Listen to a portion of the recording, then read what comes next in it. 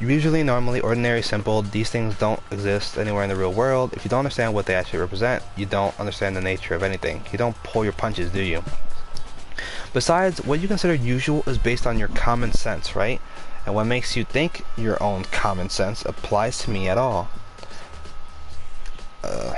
The documents gathered are genuine. I have reviewed them multiple times.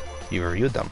You're saying you read all the documents more than once, but all this has to be like top secret, confident stuff, right? So why? My family has a reading room just like this at our home. Ours is bigger, of course, and not as dusty. I was about to say dirty. Members of the Togami family have access to many variety of government-related documents. Also, if I have strokes reading this, don't worry. I'm somewhat okay. That includes foreign powers as well as domestics. How is that possible? So in other words, I already told you, there's a secret council that controls the world from the shadows. My family is a member of that council, and I have within me the bloodline that would allow me to one day bend that world to my will. But to become such a ruler, I must know all the levels of this world, backwards and forwards. I've been reading for so long, I need water. So whenever I have time, I like to review whatever. Wahaha. Wahaha. Whatever documents and materials that interest me. Which is why I can proclaim without a doubt that the materials gathered here are the real thing. This is beyond believable. Believing or not believing. Byakuya is actually starting to scare me more than the actual mastermind. And what always interested me the most were the cold case police investigation reports. Reading through those reports has always been a hobby of mine ever since I was little. Yada yada. I've solved more than a few of these cases by reviewing the reports. Among them, the reports, one of my favorite is the Genocide Jack cases. As he talked, Byakuya grabbed. I know. Byakuya grabbed a specific file from the shelf. Right. If it's okay with you, I'm just gonna skip this because he's just talking about Genocide Jack. Okay, is that when the victims are murdered, their bodies are suspended in a certain way. The bloodlust is written in blood and the victim's body is suspended. It's exactly the same as what happened to Chihiro. Save your I hate so and go ahead but emoji smiling face with horns.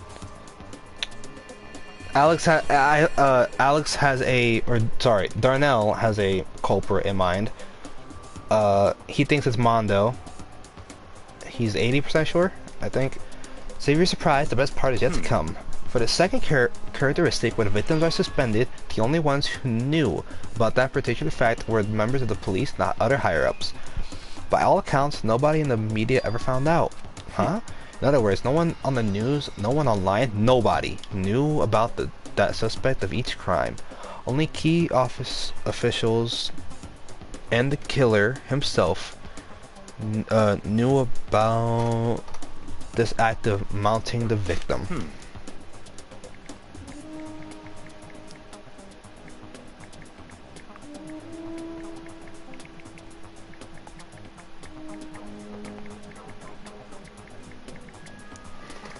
I am 90 sure now. I'll let you beat me if I am wrong. Let's see. I mean, this is about fun. This is I love investigation type shit. Now, if you recall Chihiro's corpse, her body was most certainly mounted in this fashion. So how could the killer have known about suspending the victim? That's right. That's the key question. But in fact, the question is quite simple. In other words, the culprit isn't a copycat killer. It's the real Genocide Jack. In other words, that right there is the evidence that Genocide Jack has hidden himself among the rest of us. The Genocide Jack really is such a brutal fashion killer. Really is walking around among us. Interesting. Things. My apologies.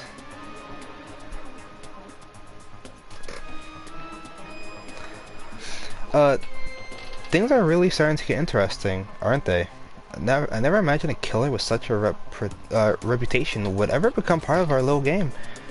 Now, don't you think it would be good for you to take a look at what I've been I've already said. Hold on.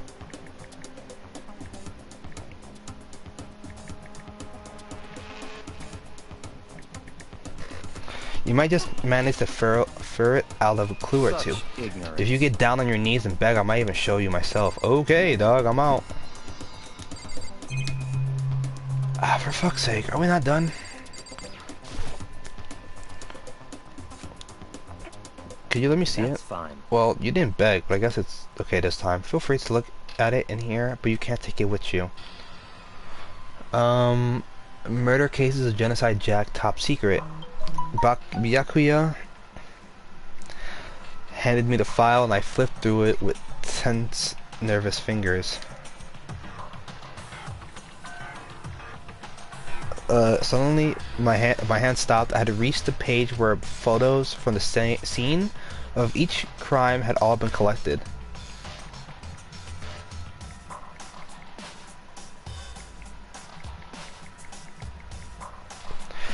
Oh god. The names of Genocide Jack's victims run on for several pages. Ken Hardo, I'm doing a 32. Rick and Morty painting. Nice. 17, 23, 14, 30. There was no end to it, but one thing became perfectly as clear. All of the killer, countless victims are killed and suspended in the same way. And at the scene of every murder, the word bloodlust was left in the victim's own blood.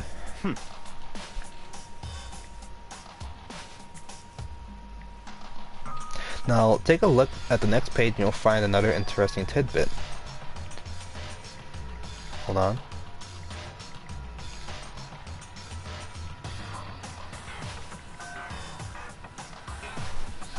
Next page. Profiling results. All the crimes took place either on weekend days at night or during holidays, either day or night. The most common time for the killings to take place was on holidays in the afternoon. Based on this fact, it could be suggested that the suspect may be a student. Evidence suggests that the suspect lingered at the scene, but when they did leave, they were in a panic. Because an eyewitness has never come forward, it's unlikely there was any external reason for this. This confused behavior suggests that the suspect may potentially suffer from dissociative identity disorder. Ding ding ding! Hexa, we have a winner! So, in other words, The key point here is that they may well have a split personality. Split personality, like the kind of thing you see on TV? So I'm part of another totally unbelievable story. But this one is way more unbelievable than anything else up till now. Maybe it really isn't. I don't know. I feel like my mind has gone numb. Genocide Jack case file has been added to your truth bullets. let's go. Huh? Where are we going? Anywhere but here. We're finished our business here, aren't we? What? Wait, Byakuya! As usual, Byakuya turned and left without another word. I hurried out of the library to catch up. Well, this is where we part ways. I have some things I need to take care of before the class.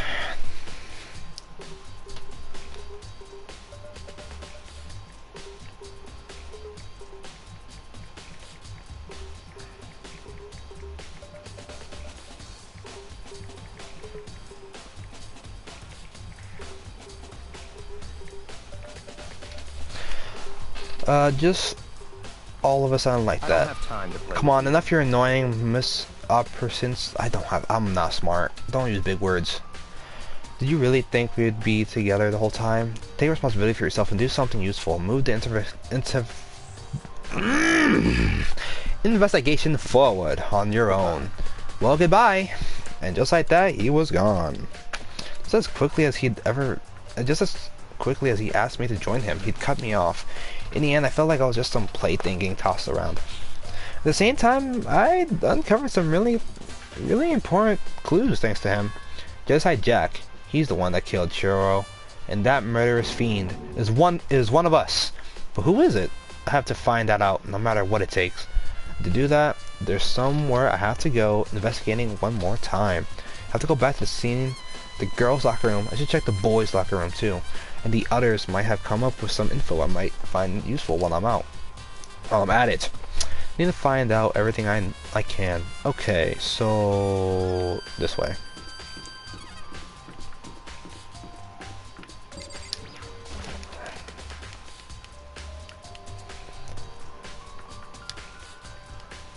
Hey, fat boy. Ding ding ding. Hifumi has discovered evidence revealing the identity of the culprit. Feel as if Another state increase for me. Stat increase. Evidence. What did you find? I cannot reveal that just yet, but I guarantee that what I found will steal the killer's breath from his lungs. Are you sure about that? Oh yeah, Miss Lunenberg said she'd witnessed something worthwhile too. Really? What did she see? She refused to tell me. It's like when a girl bullies a boy she likes, right? Right? Okay, so where's Celestia now? The warehouse by the dorms. She was there, but at the same time not there. Bruh. What's it gonna be? Get your fat ass out the way.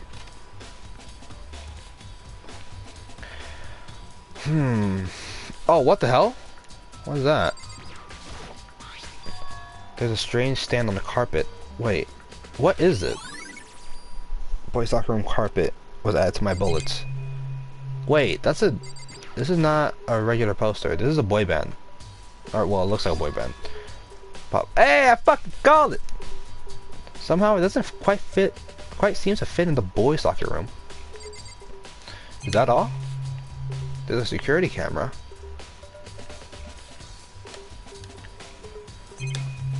Okay, yeah, so I guess that's it.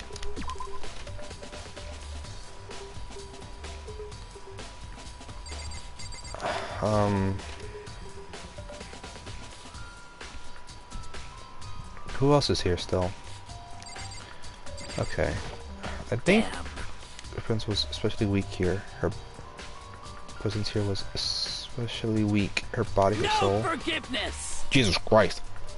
To target such a helpless being, it's unforgivable. What a wretched beast to do such a thing. I can't forget this. All right. Okay. Do you have any clues?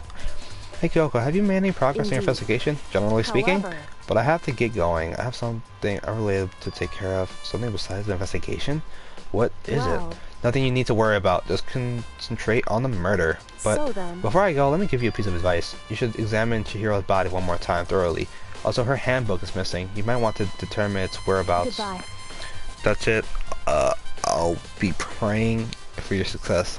With that, Kyoko turned and left the girl locker room. Guess I'll take a look at the body again. And Cheryl's missing her handbook. That's definitely worth worrying about. Chihiro's ebook. So she doesn't have it on her. Nicole said I should examine the body one more time. I know she said thoroughly, but I do have my limits. Well, I better give it my shot, but let's see. Chihiro's hands are bound with what looks like some kind of rope. No, it can't be rope. Well, because it can be. No, so some of a rope was used to prop her up in a kind of crucifix position, huh? That rope is a plug? Wait, so then this isn't a rope at all. But the more I think about it, the more that's not the only thing that concerns me. Because fatal injury was the blow to the head, which means someone struck her in the head in order to kill her. That's right, there's the issue of her being suspended, and the fatal blow. At first, I didn't see any reason to think too much about either of them. But seeing them again after looking through the Genocide Jack file, something's not quite right. What does this all mean? So it can't.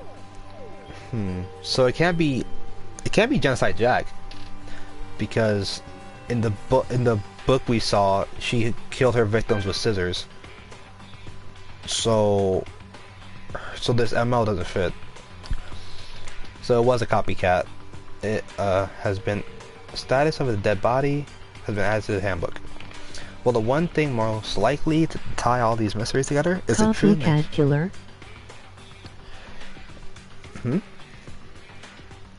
Yeah, cause hold on. And to figure that out, there's a certain place I need to. So someone pretending. Basically. Because let me hit you with some hard ass evidence. So basically, In the case file, they were killed in the same way and mounted to a nearby wall. The word bloodlust was found at the scene of the crime. Each crime ran in blood. Profiling identity killer is likely a student suffering from split personality. That's not it. You're making me sound crazy. Anyway, so in the pictures, it showed that there was 3 things that it showed. All the people that they killed were male. The bodies were always on the wall. And the way she pinned them, well, she or he, I'm not sure. And then, sorry, the way that they pinned them to the wall were scissors. So it could be a copycat, because for starters, the way they died was a blow to the head. They're not against the wall, and they're hung up by an extension cord, not scissors. Plus, it might help to look at the Genocide Jack case file one more time. Alright, so there's nothing else in this room. Oh, I still need to check stuff? What the hell? Dude had a real complex about being weak. You heard Chihiro talk about it, right? Oh, yada yada yada.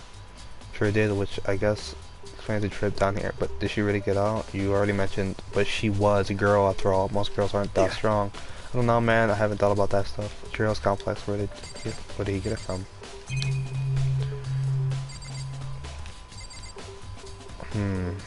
So it says I'm not done exploring. Damn. No. Okay, so you're the same. What about the blood? There's a blood stain on the carpet. Mondo. Jesus Christ, guys.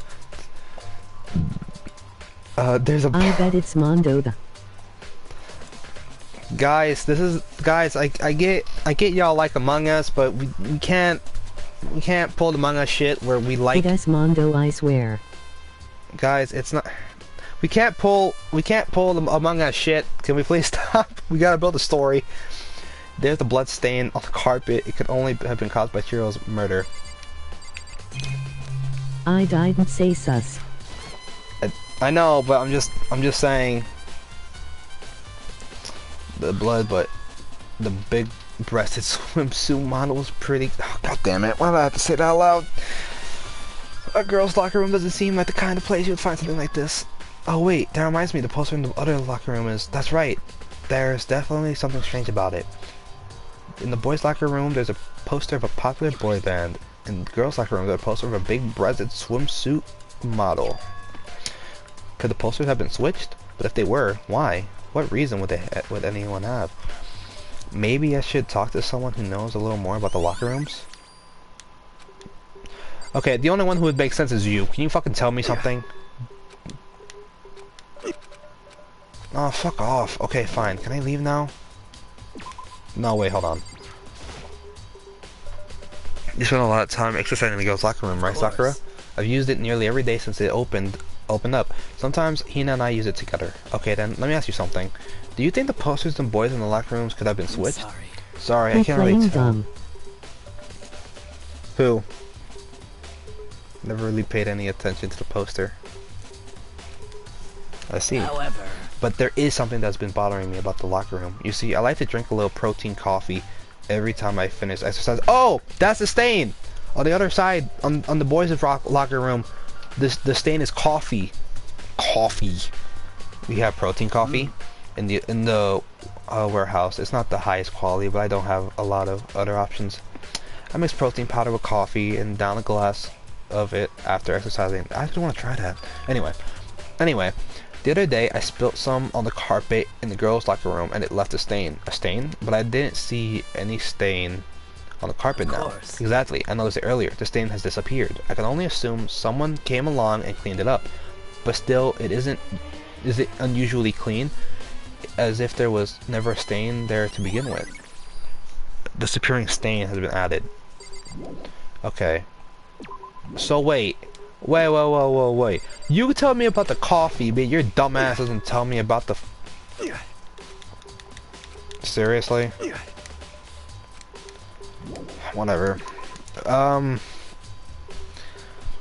Oh wait, I know. Give me a sec. Archives, library. I gotta go to the library. Oh, I hear something going down downstairs. May you guys give me like 1 second.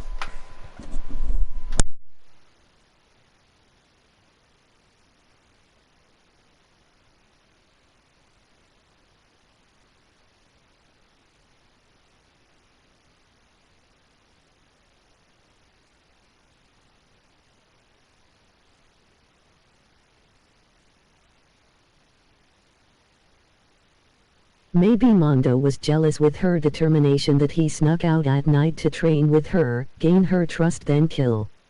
It S100 Mondo Hatexa.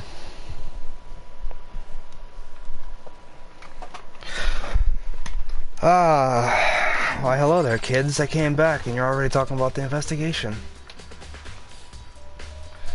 I'm surprised you people, you guys like the investigation. Aha! The acceptance card's gone. That's not... Okay.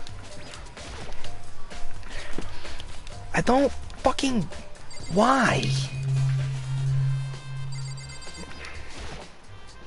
You're not wrong, Hatexa. The lamp's cord isn't long enough to reach it, but at least the last thing. Oh, that's right. Byakuya was using an extension cord. There's no extension cord here now. I wonder if...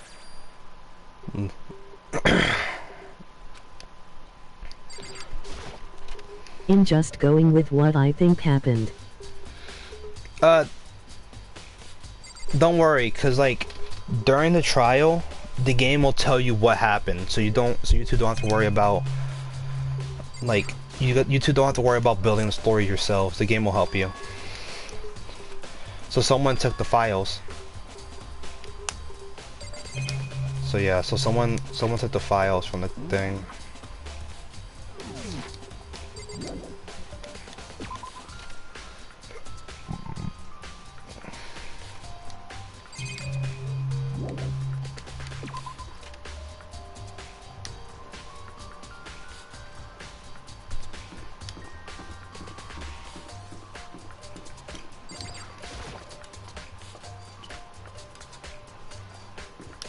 Man, this zebra cake bomb as fudge.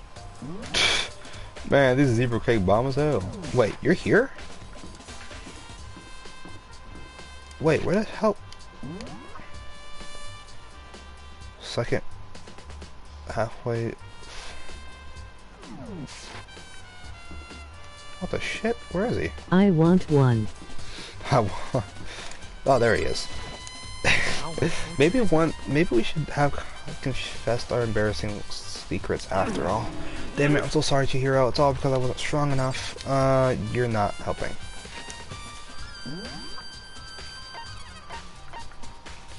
Main hall.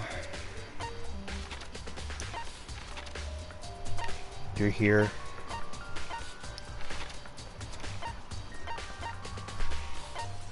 Oh, right.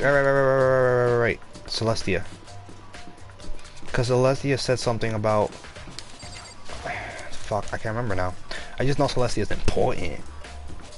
Yo, weird emo chick that looks like she's from My Little Pony but isn't. Where you at? Wait, that makes no sense. Well, half and half. Alright, bitch, where are you? Hey, there's... Celestia, what are you doing here?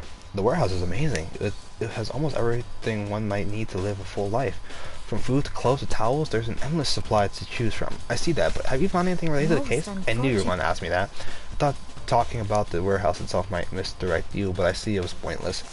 Then you did find something. Very well, I'll tell you and only you. Last night I saw her here. Chihiro was in the warehouse. What? Really? Indeed. This was right before nighttime. Hmm? Oh! What are you doing out this late? Oh, I was just... Are you planning to go exercise, perhaps? Actually, oh. What? How did you know? Because I can see a blue track jacket sticking out of that duffel bag you're carrying. So, think our girl isn't a girl. I think this man is. I think this chick's a crossdresser. More power to you, but we can call it a club. Anyway, I'm sorry if I blow your eardrums because I can see the blue tracksuit. Oh, you're right. Thanks. Well, I'd better get going. I'm kind of in a hurry.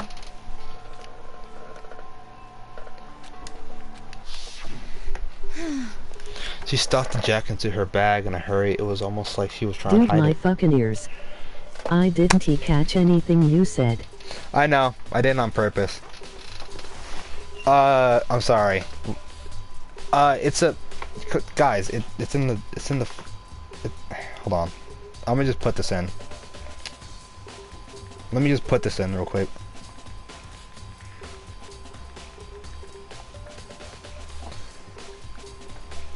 Why would a girl need a blue tracksuit? There we go.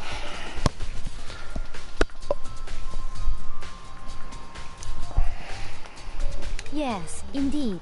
I assumed she was merely stocking up to go exercising in the morning, but it would appear she ignored the nighttime rule and headed directly to the girls' locker room.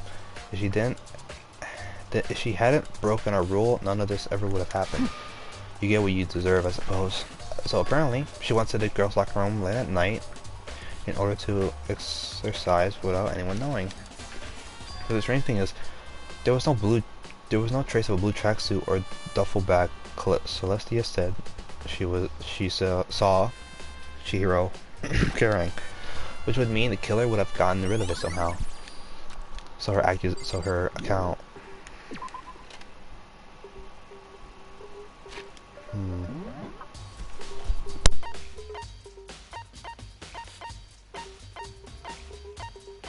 thought I heard something. In all seriousness, let me ask the swimmer girl real quick, and you two can reflect on what I just asked.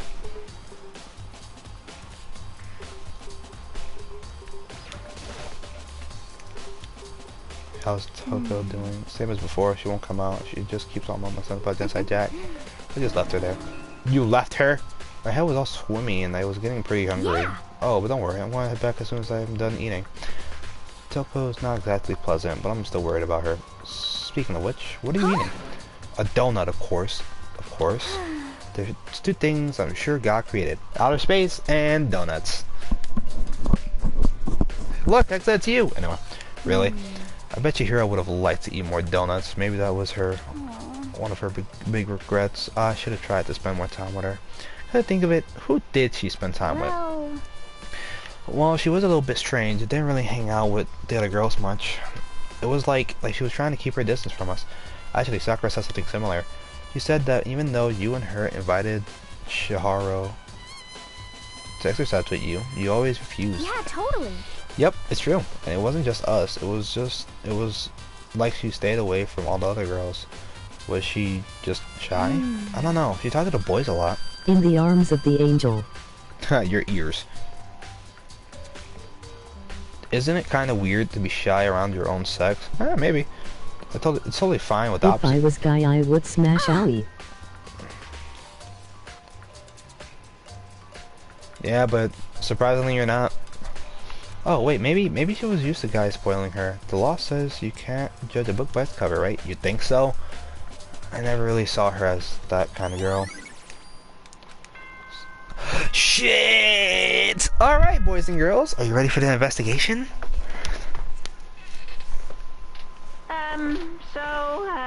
I'm getting tired of waiting. Shall we just plunge right in? It's the moment you've all been waiting for. The class trial.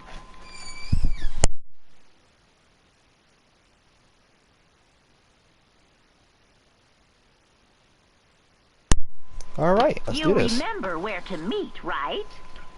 Are you ready, kids? Please go through the red door on the first floor of the school. Too bad. See you soon. No. Too bad. We're going. Begin the class trial, or it's about to begin. Too bad. We doing it. Yay. Anyway. So is everyone ready to... What? Am I blind? Are we missing someone? Yo. Yeah, Toka's not here.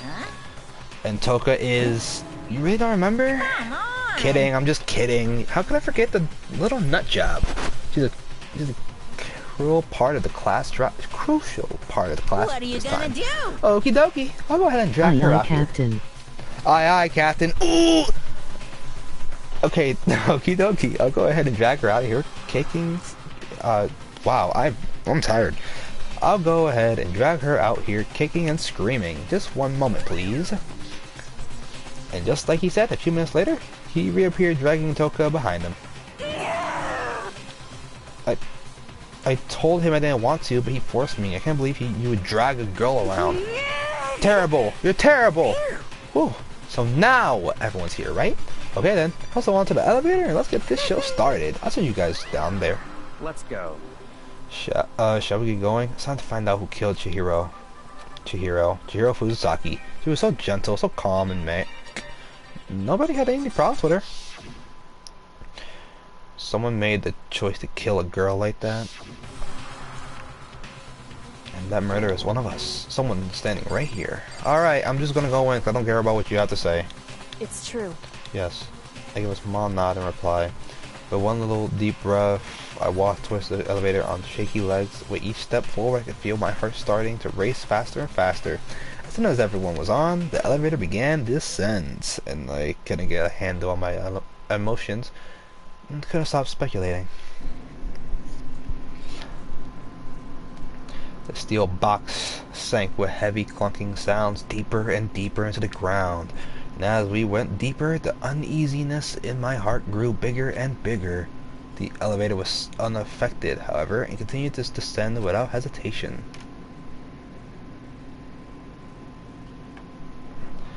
Until finally, it came to a sudden stop. What do you think? I redecorated. Isn't it so fresh? Isn't it so exciting? Don't waste our time with stupid questions. Look at this over with. Good. You're rapping to go. Gotta say, I don't hate it. Not at all. Well, Okay then, let's get the show on the road. thrills, Everyone. chills, kills. Everyone, please find your assigned seats. Also, well, and so the current opened once again. A deadly judgment, a deadly deception, a deadly betrayal, a deadly riddle, a deadly defense, a deadly faith. Let's get these teenage hearts beating faster. Shut your teen idol head ass up. A deadly class trial. God damn it. Alright, I'm gonna save before I fucking fuck up again. Open e-handbook. So let's review. So if it's okay with y'all, I wanna refresh my dumbass. The victim was Chihiro. They died at 2. The body was discovered in the girl's room on the 2nd floor. The cause of death was a blow to the head. She was killed instantly. Although Chihiro wanted to get stronger, she declined several times in several invitations from Sakura and Oyo, and may have used the locker room late at night to avoid them. So she used the locker room at night. The dumbbell was the weapon. Chihiro had told anyone willing to listen that she wants to get stronger. Some assumed that due to her inferior complex about being weak, she admired strength more than anything else. To unlock the door, you need boys to boys, girls to girls. The handbooks of each student has died in the mailbox. One has stopped working. The file for Genocide Jack. Chihiro kept her distance. The coffee stain on the boys' locker room. The blood on the poster in the girls' room, and the switch posters. Chihiro's handbook was not found on her corpse, and the body had been suspended and her hands had been bound with some kind of rope. Her fatal injury was a blow to the head. Sakura mentioned that she was responsible for a coffee stain, but it disappeared. Byakuya was known to use this lamp often, but the extension cord was gone. On the night of the murder, right before nighttime, Chihiro was suspected leaving the warehouse. It seemed she was stuffing some blue exercise clothes into a duffel bag. Alright, that's the best we got. Let's get ready, kids, because God knows I'm gonna fuck this up again. Let's begin with a basic explanation of the class trial. So, your votes will determine the results. If you can figure out who done it, then only they will receive punishment. then I'll punish everyone besides the blackened, and the one that deceived everyone else will graduate. Okay, then. So, first off, let's talk about the murder weapon! First, we have to make it clear what was used to deliver the final blow. Let's do this. Locker room dumbbell. Chihiro's fatal injury. It appears it was a head wound. That's correct. According to the Monokuma file, the killer used a blunt instrument. But what kind of blunt instrument could it have been? Oh. You think you have some proof that contains what I said?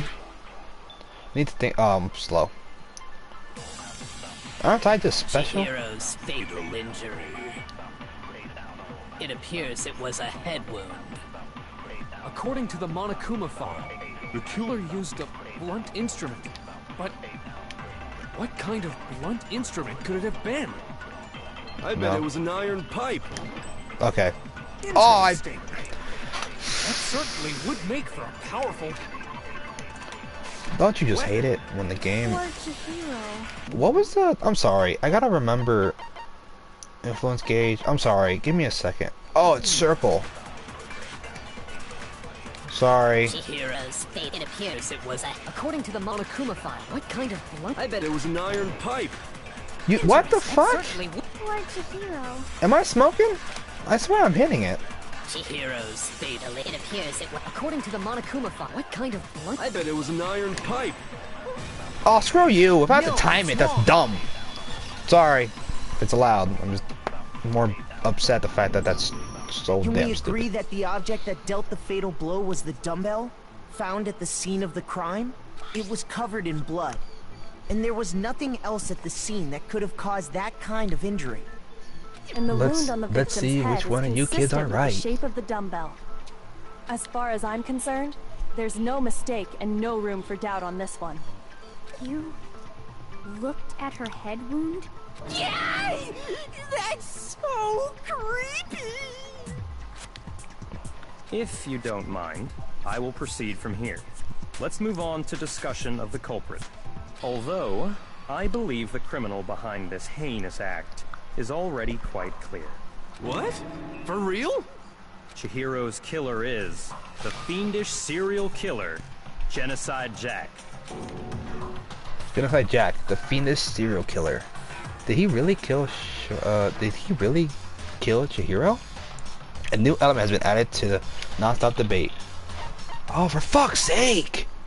For this debate, lines of white noise will appear to disrupt your reactions. Your true pulse will disappear if they hit these lines, so think about them as object. Okay, so if I press the X button to attach the silencer, which you can use to shoot down the white noise. However, if you shoot an actual remark with your silencer instead of the white noise, the time limit will decrease, so take careful. Okay, alright. I get it. Okay.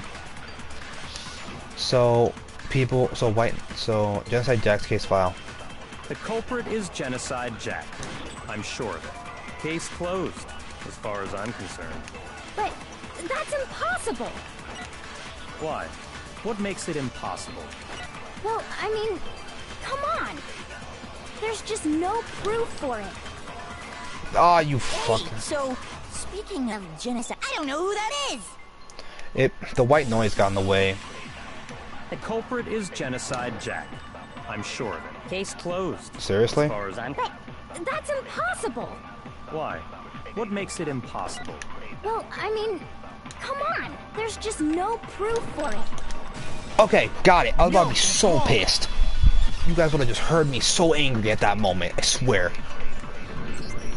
I might know one reason he could be involved. What? I found this file while I was looking around the archive in the library. I guess it's some kind of confidential file the police put together about the Genocide Jack case. What? That's kind of weird as shit, isn't it? What was something like that doing in the library? The why of it is probably more trouble than it's worth.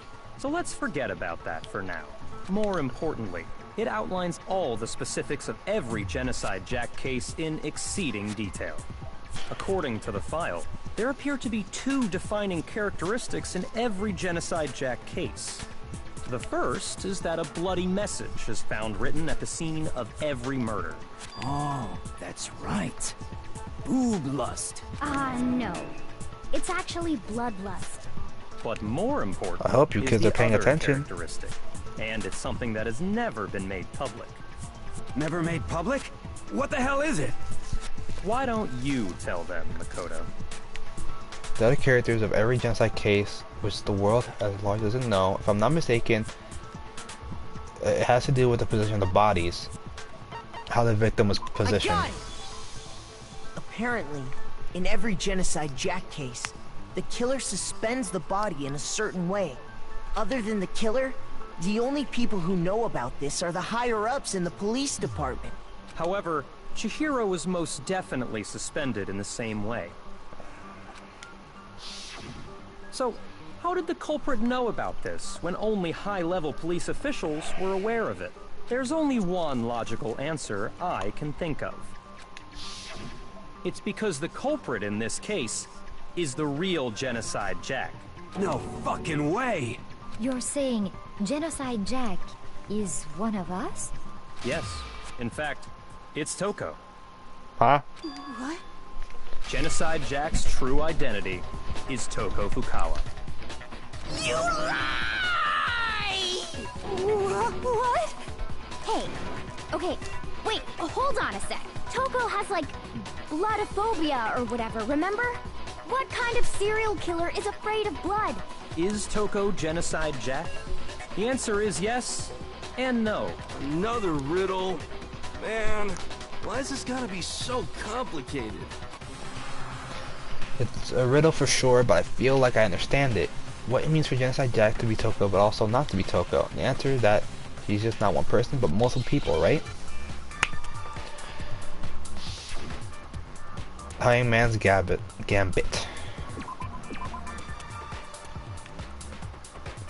I think it... Okay.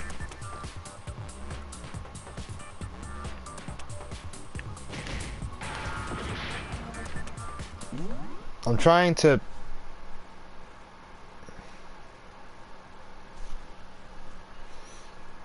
I don't know what the word is. Do y'all have any idea?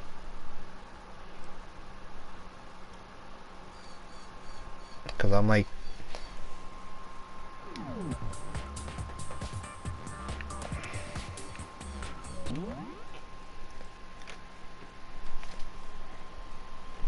I will look up this answer. I'm not gonna lie.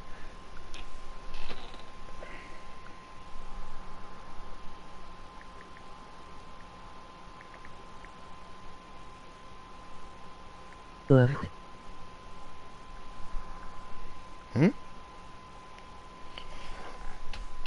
Y'all, do you guys not have any? What's the question? It's we have to spell out a word, and so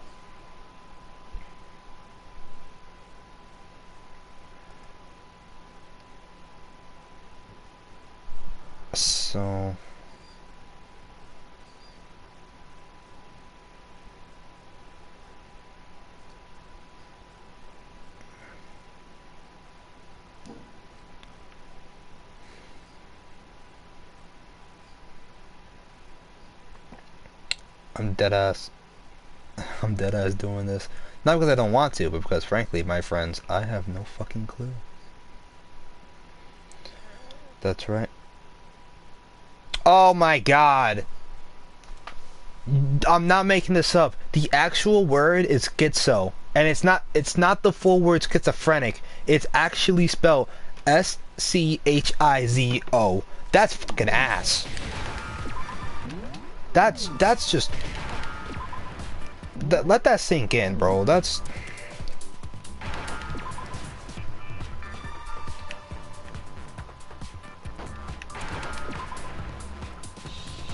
so dumb. Yeah, Yeah, no, it's because It it's... is schizo. Is it because Genocide Jack has Yeah, a but it's split like, I personality? expected the full word. Huh? I think I read that somewhere in the file, too. They thought that the suspect might have... what did they call it? Dissociative identity disorder. Oh, okay. Alex, you're smart, though. But 'Cause, still, look, you got... to go and say that about Miss Fukawa is... Perfectly acceptable. Toko's strange behavior after seeing the body is proof enough that she has a split personality. The one thing that shows Toka could have a split personality, it has to do with her behavior.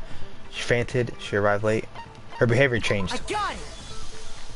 You're talking about how she started acting totally different than usual, right? That's right. Think back. She fainted when she saw Chihiro's corpse, and then, when she woke up... I'm fine. Whoa, is that a dead body? Hey, are you dead? He must have hit her head real hard when she fainted. The world has a front and a back, a top inning and a bottom. The sea of truth and a web of lies. It's quite concerning. I mean, she sounds completely different. She was acting funny, that's for sure. That melancholy tone of hers completely disappeared. Don't go assigning adjectives to my tone without permission. Not to mention, once she regained consciousness and saw Chihiro's body again, she was utterly calm. In other words, within her is one personality that can handle blood, and one that obviously can. So when Toko trapped herself in her room, it's because she was scared of Genocide Jack?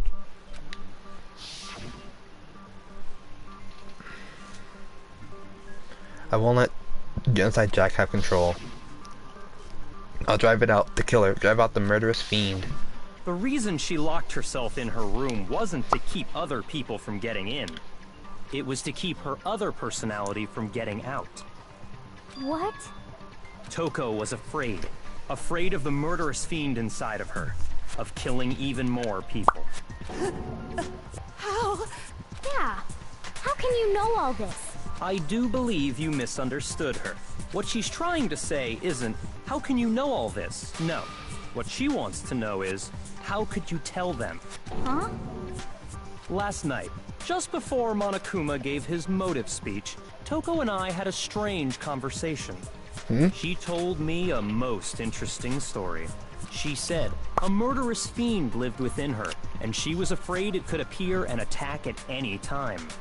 And that trepidation is what's caused her to have such a bleak attitude. Isn't that right, Toko? This is all a lie. Right, Toko? You said you wouldn't tell anyone. What? You promised. I can't believe you lied. You have only yourself to blame. You came to me with your tragic little story. I didn't ask you to. This is the real world, not some romantic fantasy fairy tale. Besides, you broke your promise first. You said that as long as you were here, no matter what, you wouldn't let Genocide Jack kill anyone. But in spite of that promise...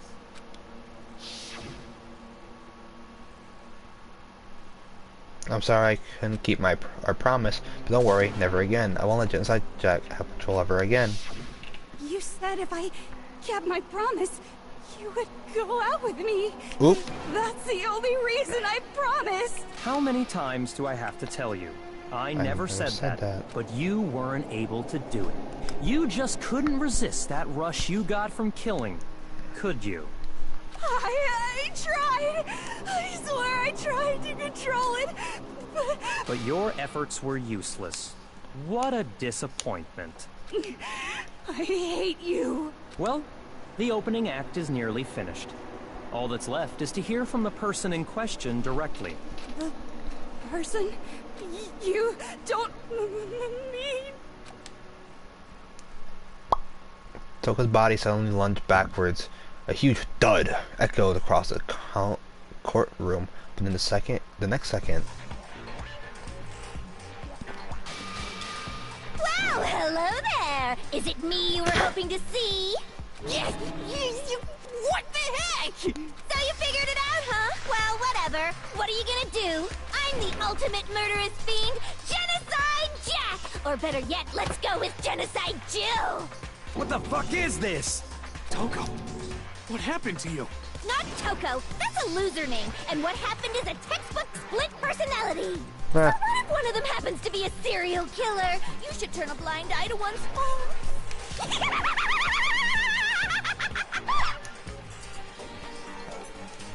She's so... Now who came back? Jisung? Like they say, sound in murderous mind, sound in murderous body. Sounds. This one is so different from the one we've come to know. Yes, well, the world is composed of a front and a back, you know. Just like how every inning has a top and a bottom, or how in the depths of every truth lives a little lie.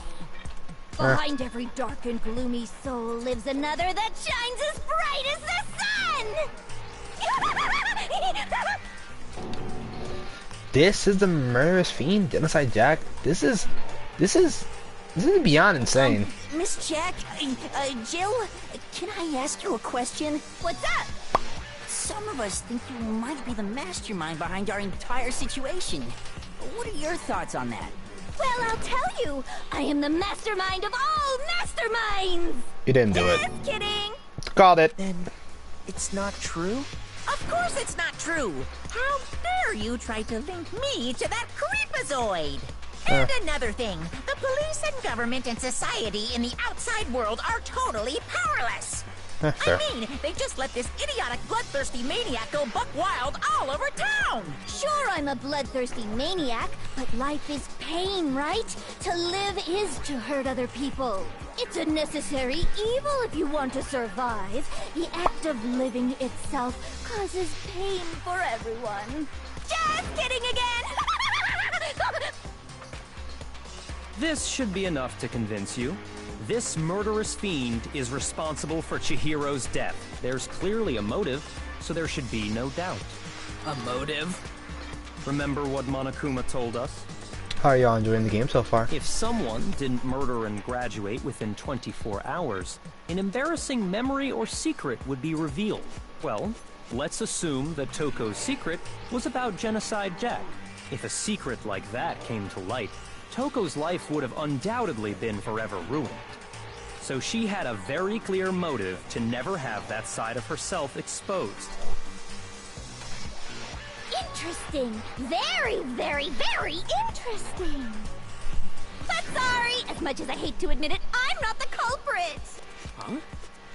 But I cannot imagine anyone other than you could murder someone in such a bizarre fashion. Maybe so, but nevertheless, it's the truth.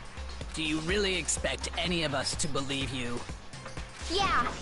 I could never believe a word you say, you monster. Maybe she's totally right about that, but something's still bothering me. What she said, let me get some more details about all this.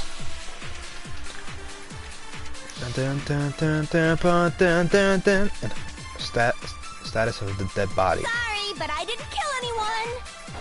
You say that, but do you really expect any of us to believe it? Perhaps if you had an alibi, that would change things. Oh, an alibi, huh? Now we're talking. When you compare your past murders to this incident, the modus operandi matches completely. Nope, that's wrong. That's wrong. That's wrong. Are the methods of murder really exactly the same? I'm not so sure about that. I think there's a slight difference between the Genocide Jack cases and this one. Huh? How's it any different? Uh-oh, you don't know? Well then, human garbage, let me tell you!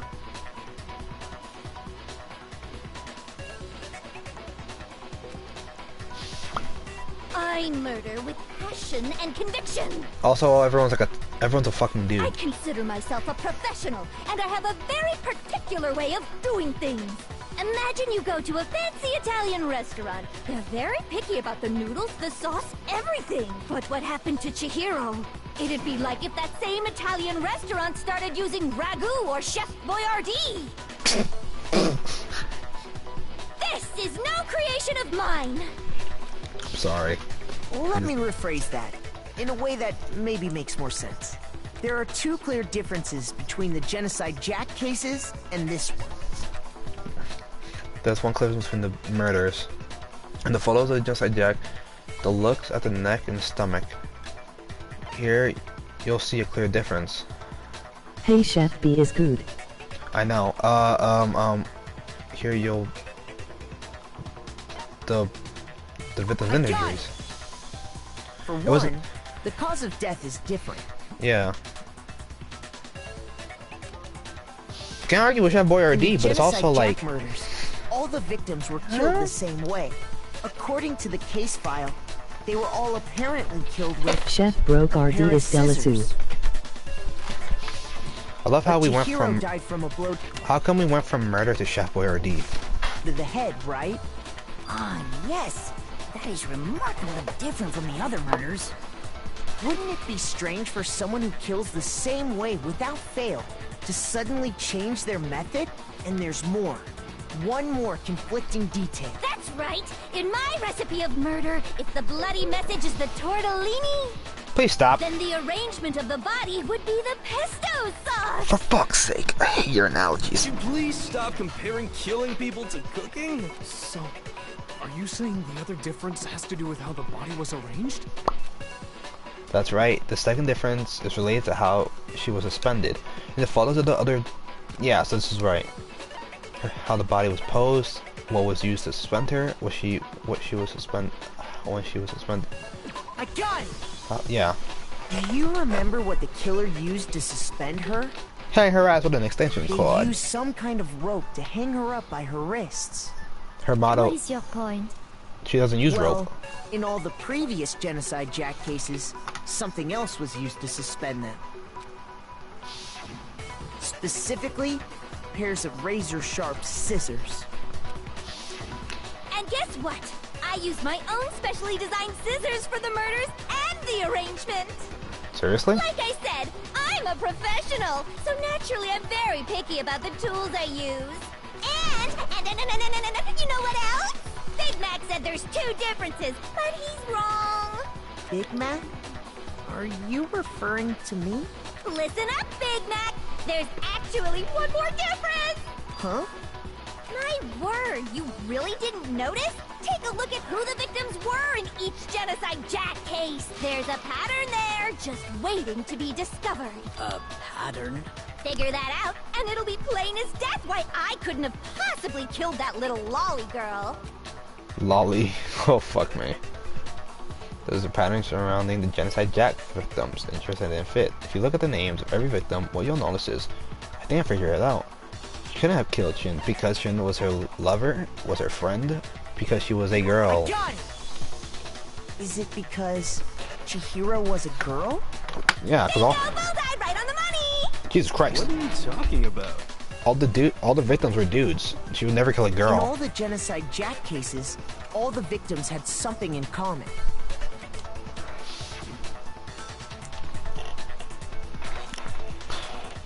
Yeah. But they're all dudes. I'm not gonna read this again. They were all... The people I kill with such passion and conviction are all adorable little men. I can't believe I said it! I'm so embarrassed. Okay. What the hell is wrong with you? I can't help it. I'm just a full-throttle boy-on-boy fangirl, and the mopey side of me just hates it. But now I'm on the fast track to becoming a full-fledged fan madam! So, since Chihiro was a girl and not an adorable little man, you wouldn't kill her? Would an Italian chef suddenly start making ramen just because they're both noodles? Stop! Don't be stupid. I have Fuck too me! much passion and conviction to cross that line. That's the absolute reality of the one and only. We get it. You've clearly explained your hobby and your philosophy. But that's not all there is to it. It's a different matter entirely. She is when making you're me forced hungry. To kill in order to I know, right? And what's ironic is there's food downstairs. I speak of the devil. We found the impasta.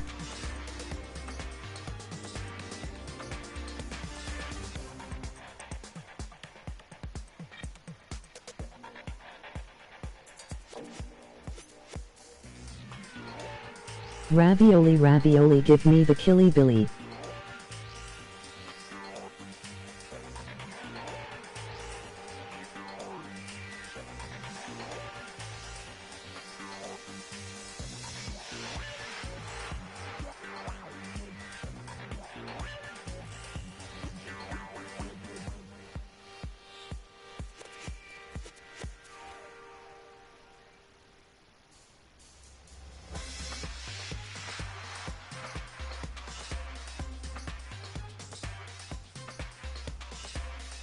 Ravioli, ravioli, give me the formuoli. What did you do, Spaghettio?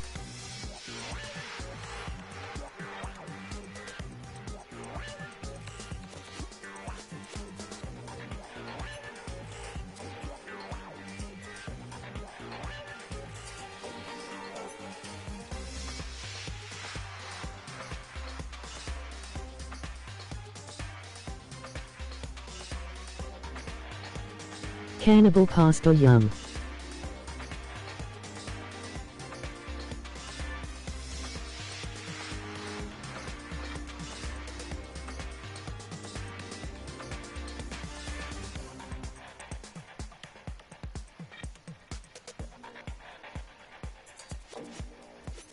Beat bowl spaghetti with cheese.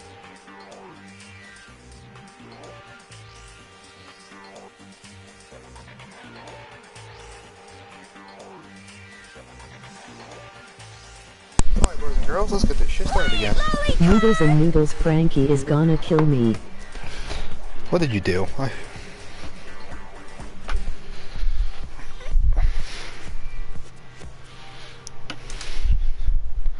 I hate you. Lowly, cursed. I would never kill for a reason as petty as mere survival. Seriously? And if by some fluke I did kill to survive, why would I bother with the Now you message love and me. arrangement? It'd make me the obvious suspect. He hates me though. Does make Oh, some I amount love of you too. sense. Plus, whatever reason I have for killing, I would never leave out my prized scissors. I love you both. Even if I don't text Go much. out of their way to use a big, stupid, heavy dumbbell. Maybe you used the dumbbell because you couldn't find any scissors in the school? Any scissors? I don't just use any scissors. I only use my own set of high-class, envy of the entire world scissors. Okay, whatever. There still aren't any in the school. Are you sure about that? Hmm? What? Da da da da! Nah, I just straight up run. She's fully equipped. Bro, she packing heat. That's right! So I can kill anywhere, anytime. Why would I resort to dumbbells or rope when I have my trusty scissors by my side? Go ahead, tell me I'm wrong. You can't, can you, gutter dogs, all of you? Not to mention, I have no clue how to tie a good knot. So rope's totally out of the question anyway.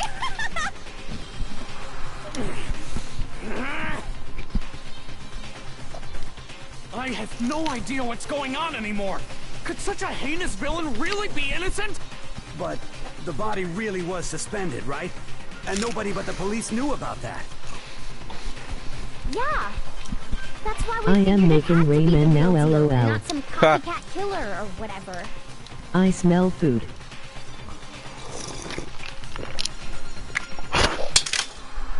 Sorry. Actually, hold on. There is one person. One person who could have copied the genocide Jack cases.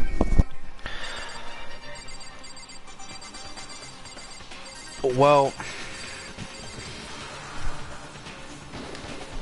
Here's my answer. did I get it right? Byakuya. Frankie, did it's you possible spit you ice? could have found out, Huh? isn't it? Mondo. Yeah, I did. No, cause no. The question asked who was possible to copy the killings. I couldn't pick. Even if I picked Mondo, it would have been wrong. You have no problem gaining access to classified government documents or internal police records. Plus, You've already looked through the Genocide Jack file before this all happened, hadn't you? Are you saying Mr. Togami did it? Then, the reason he pushed the theory of Genocide Jack being the killer so hard was because he wanted to pin the crime on her.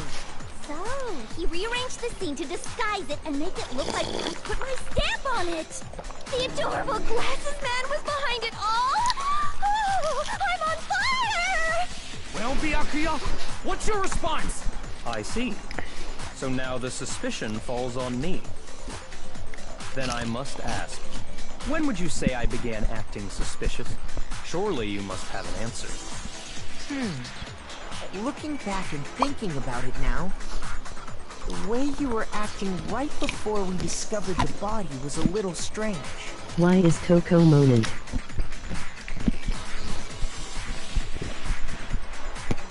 Stop it. In the locker rooms. This is suspicious, very suspicious indeed. Wouldn't you agree? Suspicious? It seems nobody searched the locker rooms. Let's start with the girls' locker room. You wanted to go to the girls' locker room right away, right? But since you're a guy... AUH I Daddy. should have naturally thought of the boys' locker room first. Is that what you want to say? Please stop.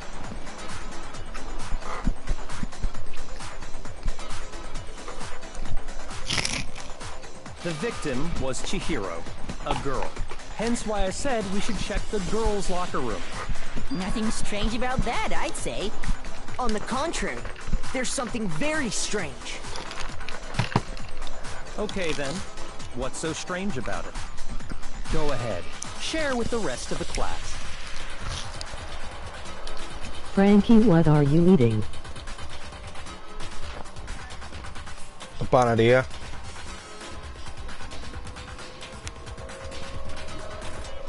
I'm eating a panadilla. So, I'm sorry if you hear me munching. Wait, who is Daddy? Well, what? It was the girl. It was Genocide Jack, because she was moaning. What kind? Cheese, cheese, sauce, and pepperoni. My mom made, like, specific homemade panadillas. No one. Next, we're going to add something called a truth flashback. If you aim at a weak spot and hold down triangle, then you'll memorize that weak spot. This memorized phrase can only be shot Pizza. once. Pizza. Pizza empanadas. Yes. Anyway, let me focus on this. If you shoot or change the truth bullet, it will disappear from your truth cylinder. However, you can use this flashback feature as many times as you want. If you don't seem to have the answer to a lie or condition in the loaded bullet, it might be wise to memorize a different memory spot and use it to make your case.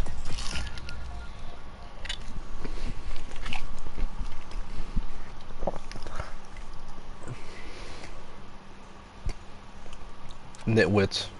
In this case, though, I will say that if you don't use a flashback, you won't be anything. Well then, good luck. Okay, so I have to use a flashback. File number 2. So, This message is probably very dumb, but I just wasted 10 seconds on distracting you, Frankie. If you're presented with the opportunity to check out the girls' locker room, You absolutely take it! That's a natural reaction for any guy! No, that's wrong. Oh, I got it? Oh, I fucking winged it! I'll tell you what's so strange about that. Because up until we actually discovered the body, we couldn't have known who the victim was. Fuck you, Hexa. So your claim that you went to the girls' locker room first because Chihiro was the victim doesn't hold up. I see. That's a good answer, I must admit. Interesting. Very interesting indeed. But your reasoning is still too weak. Huh? What's wrong? Is that it? Surely you've got more than that. Go ahead. Show us.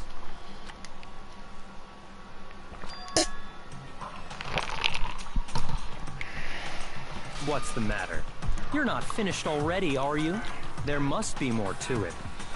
There is. I think. There is more to it. Think about it. We just talked about the differences between this case and past Genocide Jack incidents. The proof you're looking for is hidden in there. Oh? Proof that I'm the culprit, you mean?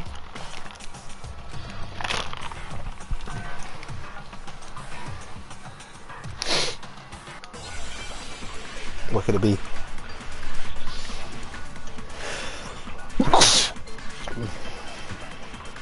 Library desk lamp.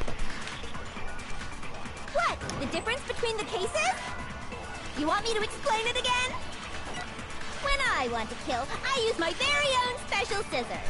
And I use those same scissors to arrange the body. That's right. Chihiro Bless you. was suspended. Thank you. It was some kind of rope. Was it not? That's right! It absolutely was! Then there must be something very fishy indeed about that rope. Hey, Byakuya, where'd you get it from, huh? I'd never seen that rope before in my life. No! Obviously, somebody else must have had it hidden away somewhere. What? The difference? You want me to explain? When I want to kill, and I use those same scissors. But Chihiro, it was some kind of... That's right! Then there must be something... Hey, Byakuya, where'd you get it from, huh? I'd never seen that rope before in my life. Obviously, No, it did it somebody else must have again! Had it hidden away somewhere. What? The difference? You want me to explain? When I want to kill, and I use those same scissors. But Chihiro, Like it was it, some kind of... I know what I want to Then hit. there must be some... Hey, Byakuya. I'd never seen that rope before in my life. Bro, please. You're Obviously, this is somebody pissing me else must off. have had it hidden away somewhere. I know what I have to The hit. difference? You want me to It's explain? just When I being want to kill, stupid. and I use those same scissors to arrange... But Chihiro, it was some kind of rope. That's right! It absolutely was! Then there must be something very... Hey, Byakuya. I'd never seen that rope before in my life. Thank you, god damn. That's wrong.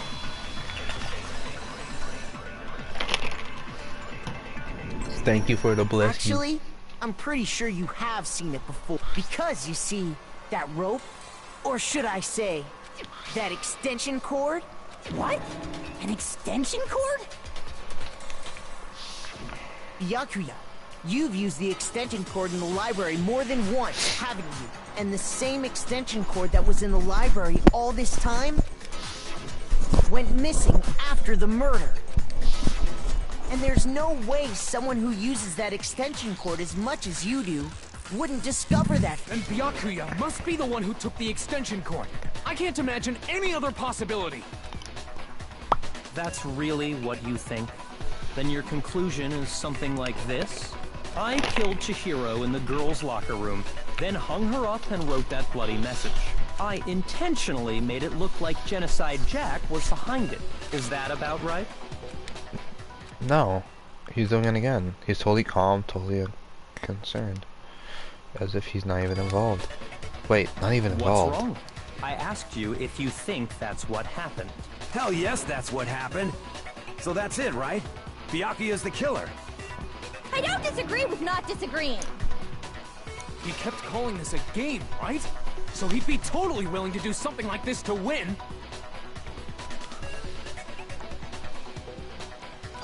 Sorry, but could we hold on just a second? I think we need to talk about this a little more. Huh? Do we really need to? We've already decided who did it. I know, but still, there's something that's still bothering me. Is that right? And what, pray tell, is still bothering you? I killed her in the girls' locker room, then disguised my crime. He didn't do it. Specifically, I dressed it up to make it look like it was the work of a homicidal psychopath. He's too calm. What about all that bothers you? Wait, what was that just now? Something's not right. Jiro's body was definitely found in the girls' locker room. But does that mean, can I really say stuff that Bako said as the truth? No, I don't think so. There's definitely something about the scene of the crime. I got it! Yeah, bitch, I You winged it. say you killed Chihiro in the girls' locker room, right? But are you sure about that? Isn't it possible that the murder took place somewhere else?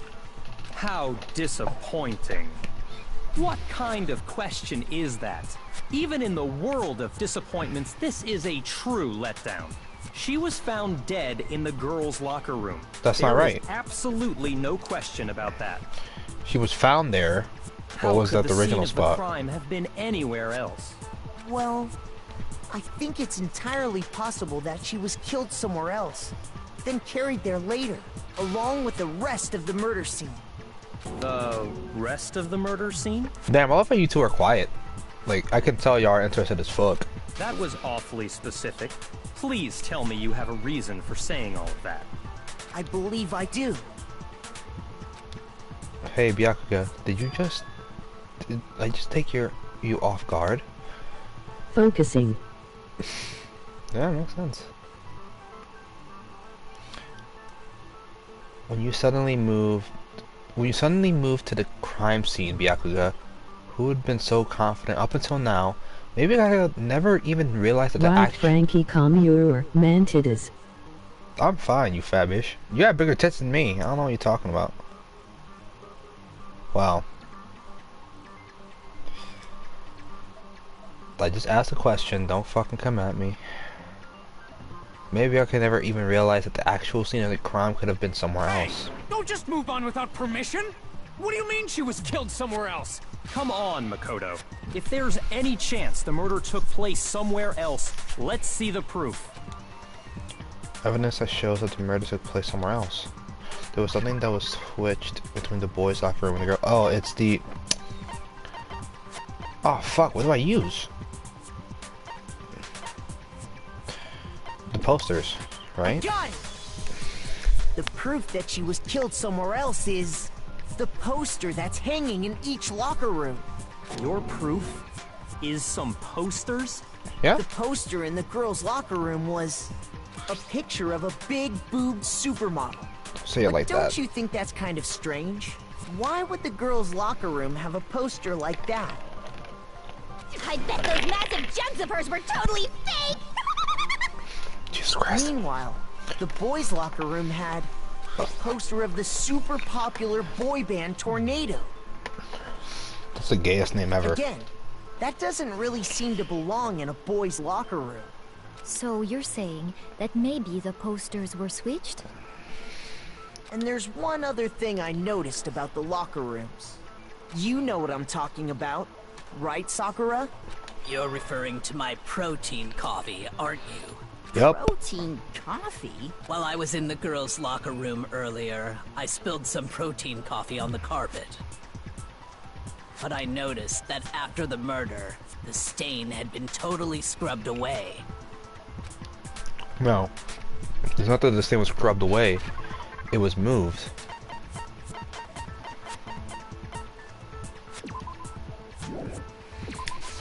I got it! The stain on the girls' locker room carpet wasn't scrubbed away. In fact, I found it on the boys' locker room carpet. That's definitely the stain from my protein coffee. Then, does that mean that the carpets... Why would anyone do that?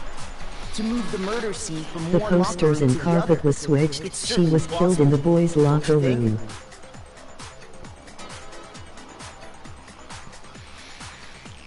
What? In other words, Smart. in order to completely swap the scene of the crime, You are correct. She was killed in the boys' locker room. the blood-stained poster and carpet were moved along with the dead body. By doing this, the killer was able to change the entire room where the murder took place. I can certainly follow your reasoning, but why would the culprit bother doing that? Huh? Why would they go through all that trouble of switching the scene of the crime? Actually, an even bigger question. If the murder did take place in the boys' locker room, then how did Chihiro get in the boys' locker room in the first place? To get into the locker rooms, you have to swipe your e-handbook across the card reader device. But Chihiro's handbook should have only allowed her access to the girls' locker room. She had no way to get into the boys' locker room to begin with. No, she did have a way, and I can tell you what it was. I highly doubt that. Shut up! I'm telling you, I know how she could have done it. Is he right? Could Chihiro really have gotten into the boys' locker room somehow? you give me another fucking thing, I swear to God. Broken e-handbook. Is it really possible? Could Chihiro really have gotten into the boys' locker room somehow? Ah! I've got it! She must have hacked her e-handbook! She No. was the ultimate programmer after all. That is not what I wanted to do. I'm sure that would have been no problem for her. No. No, I don't think that's it. She used the thing that was in the main hall. Huh? What thing? Leon's handbook. I'm talking about Leon's handbook, of course. No, that's wrong. Yeah! No, that's wrong. Also, nice call. Literally that popped up and you said it. No, I don't think Chihiro used Leon's handbook. Why not? Because Leon's handbook was broken. Oh. Well, then, yeah, I guess that'd be pretty impossible, huh? 21 and you still fail high school. I am struck silent by how quickly you gave up. Plus, isn't there a regulation against using someone else's handbook? Actually, the rule states that loaning your handbook is prohibited. It says nothing about borrowing one. In other words, you could borrow a dead person's handbook all you want, and you'd be safe. Yup, yup, yup. Hit the nail square on the noggin. I don't think so. Of course, if it were broken, Monokuma that would wouldn't know. make any sense anyway. So then, she must have hacked hers, like I said. She used her ultimate programmer skills and... Psst! You can't fix an e-handbook. The instant you open one up, a security buzzer starts blaring. Never mind. So, if she didn't use Leon's handbook, and she didn't modify her own handbook... Maybe Mr. Naegi's initial assumption is just... wrong? It seems like there's no way she could have got into Crap. the boys' locker room. So I guess It's fine.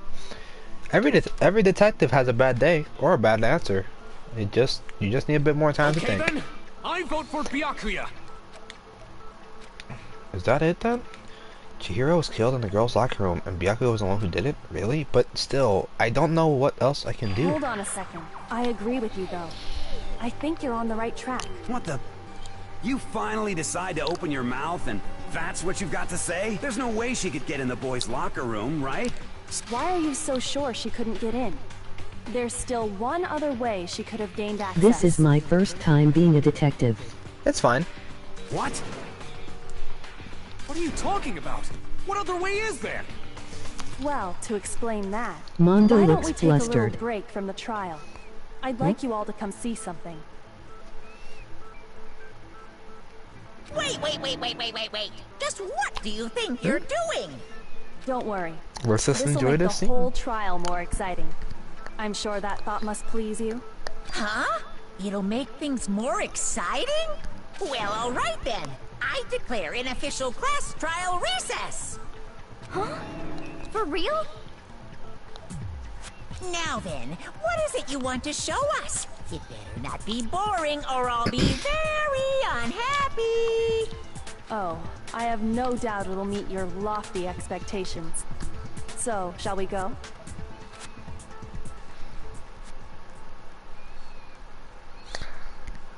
So before I even knew what was happening, the class trial had been put on hold.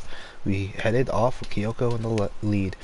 And where she took us was the scene of the corpse. The girls' locker room? We've already searched this place top to bottom. What are you trying to pull, Missy? I'd like you to examine the victim's body one more time. Do you want to check it again? Be sure to examine the entire body very carefully. Take your time. Examine her carefully? Like using our hands? No way! It's probably best if I don't run my hands all over a girl's dead body. It's not that I'm creeped out or anything, it's just... based on religious grounds, you know? Huh. Alright, Very pussies. well. I'll do it. Thank you. But you're a girl. You shouldn't have to touch a dead body. Just let one of the boys do it. No, it's okay. I think Chihiro would rather have a girl examine her. So just leave this to me. Sakura. What is this? Some kind of secret girl-on-girl action? Is that what you two are about? That's not it at all. Stop screwing around. Okay, here I go. I'm sorry, Chihiro. Please excuse the intrusion. Putting her hands together in a brief prayer, Sakura then began to examine her body. Be sure to check her entire body. Tifumi is making me uncomfortable. Particular mystery. Tifumi. Her entire body? I know you say that, but... What? This is... What is this... What is it? Not possible. It's not possible. Kisumi's eyes were staring wildly at Chihiro's lifeless form. Her massive frame trembled. This girl is... Is what? Is a boy! Done it. Ah, I see. So he was actually a he. A he. Interesting. What? You're joking, right? I wouldn't joke about this. What? Then... Really? You guys still don't get it? I asked you guys why would a girl have a blue tracksuit? Hold the phone. Hold the freaking phone. Oh. Alright. I get it. Okay.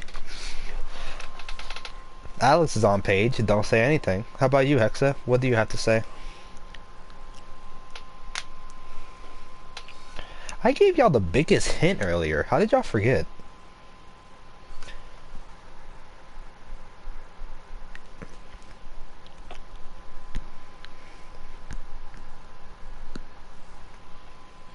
Let's just continue until you solve it. Oh wow. Really true? Hush, let her figure it out. I know. And it's really true? Chihiro was... a guy? Oh, what? You guys didn't know? Heck, I knew that right off the bat. Chihiro Fujisaki was totally a guy. Then he was a cross-dresser? Oh, no, I'm really on fire! I wish I had killed him! Okay. So that's what Kyoko wanted to show everyone, huh? Interesting. Yes, that certainly does make things much more exciting. And you solved nothing. And and you solved nothing. Anyway. Now let's ride this wave of excitement back to the courtroom and get back to the trial. So now we know there was a guy. I do apologize for keeping you waiting. Now then, let's resume the class trial. We've all just learned of the shocking revelation that Chihiro was actually a boy. Let's pick up from there. Yes, well, I don't know his reason for hiding it, but the fact is, Chihiro was not a girl, but a boy. To think that Chihiro was actually a guy, the thought had never even crossed my mind. And because the victim was male, he would have had no problem gaining access to the boys' locker room. Assuming his handbook did, in fact, list his gender as male, then yes, that would be true. Of course his handbook said he was a boy. He dressed like a girl, but he was a boy through and through. So then, there should be no issue with Makoto's initial assertion. The victim was killed in the boys' locker room, and was then later moved to the girls' locker room. And the killer could have easily used Sayaka or Junko's handbook to get into the girls' locker room. So, Chihiro really was killed in the boys' locker room? I still don't understand the motive for moving the body, but yes, that does seem plausible. Well, I must admit, I did find it rather odd. I knew he felt a little off. There was a certain incongruity to his female body. This is the most titillating situation! So now everything has been connected. All the mysteries have finally become clear. Okay, well, connected or clear or whatever. We still think you're Flat the killer, chest. remember? Basically. Very interesting. This has become very interesting indeed. Ah, he's off in his own little world. What about you, Makoto? After everything we've learned, do you still think Byakuya's the killer? Well, Nope. without a doubt, Byakuya is the one that made Chihiro's death look like Genocide Jack did it. But I think he might not actually be the killer after all. What? But aren't you the one who accused him in the first place? He just seems to be too easygoing about all this. Like he's enjoying us solving the mystery. The way he's acting, it makes it seem like it doesn't have anything to do with him. And you think that might be because it doesn't have anything to do with him? Plus, the evidence he left behind was a little too... how can I put it? Overt. He consciously chose to use the extension cord, knowing it could connect him to the murder. At least, that's how I see it. And Byakuya, when you found out the murder took place in the boys' locker room, it seemed to rattle you. And then again, when you found out Chihiro was actually a guy. If you really were the killer, that stuff wouldn't have had any effect on you. So that's your thinking, huh? Well, it bothers me that you don't have more concrete reasons, but it's fine. I guess I'll mark it as correct for the time being. It's not you. Mark it as correct? He's right. I am not the culprit. I just happened to come across the corpse in the girls' locker room and decided to alter it. Are you fucking with us right now? No, I am not effing with you But right effing. now. I'm telling you the truth. Well, I find it very hard to believe. Go ahead. Find it very hard to believe. You're free to be executed along with the rest of us. If you're really telling the truth, then why? Why do you do that to his body? My reasons hardly matter right now. Uncovering the culprit is much more important, wouldn't you say? Now then, if it wasn't me, who was it? Well, I don't think I can say for sure without talking about it a little more. You're seriously gonna keep going? We're all good, aren't we? I thought it was clear Byakuya did it. If it wasn't him, you dumb fuck, it No, wasn't him. I'm with Makoto. If there's any doubt whatsoever, we need to explore every possibility. Because if we're wrong, we all die here. That's true. Very well then. I'm with you too. Damn straight. Count me in. Do you not have a mind of your own? Of course I do. What am I, an ant or something? Anyway, let's discuss this all as a group one more time. That's very true. Our lives are all on the line. Excellent. Then shall we resume our game of hide and seek? If Yaka didn't do it, then who's the real killer? Who murdered Chihiro? The one thing we can be sure that we know about the killer is able to gain access to the real murder scene, which means it was a guy. I got it! Since the crime scene was the boys' locker room, you would need a boys' handbook to get in. Since Leon's handbook is apparently broken, the killer would have had to use their own.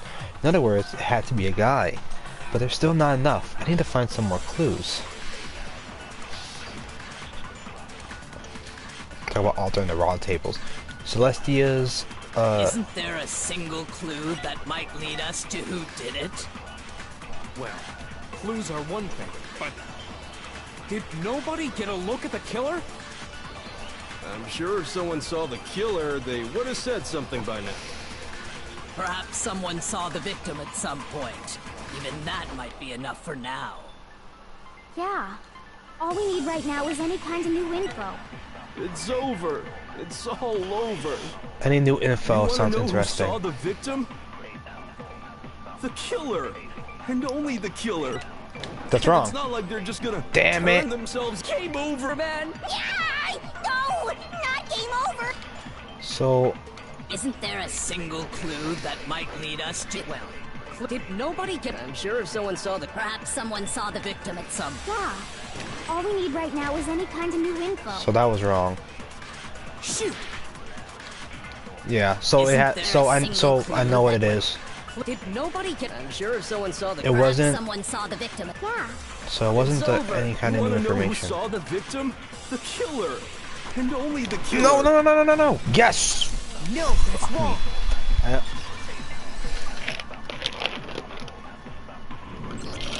I believe someone else did see the victim before he was murdered. What do you think, Celeste? Now that you mention it, yes, I did see him.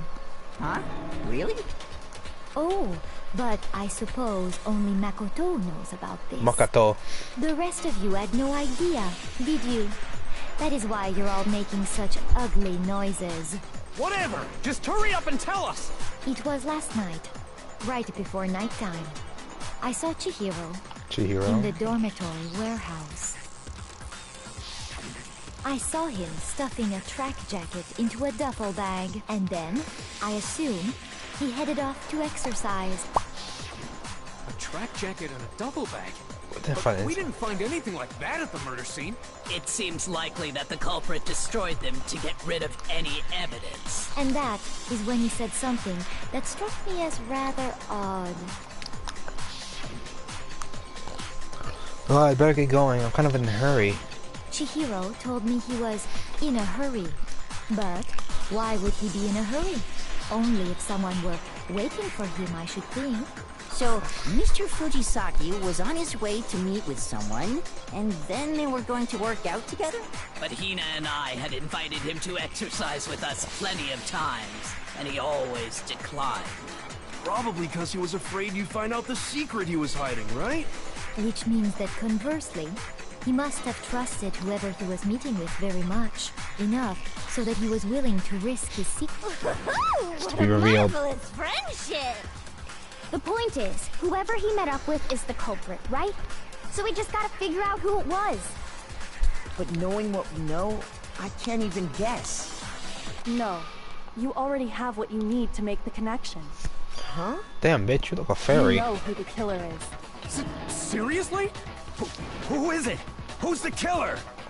Think back to the track jacket and duffel bag the killer disposed of. Focus on the details of these items, and it should become obvious who was waiting for him. Are you sure about that? Yeah. You really think we can figure out who did it based on two pieces of evidence that we don't have? What? You want to track down some fingerprints or something? Even if we had the equipment for that, we wouldn't know how to use it.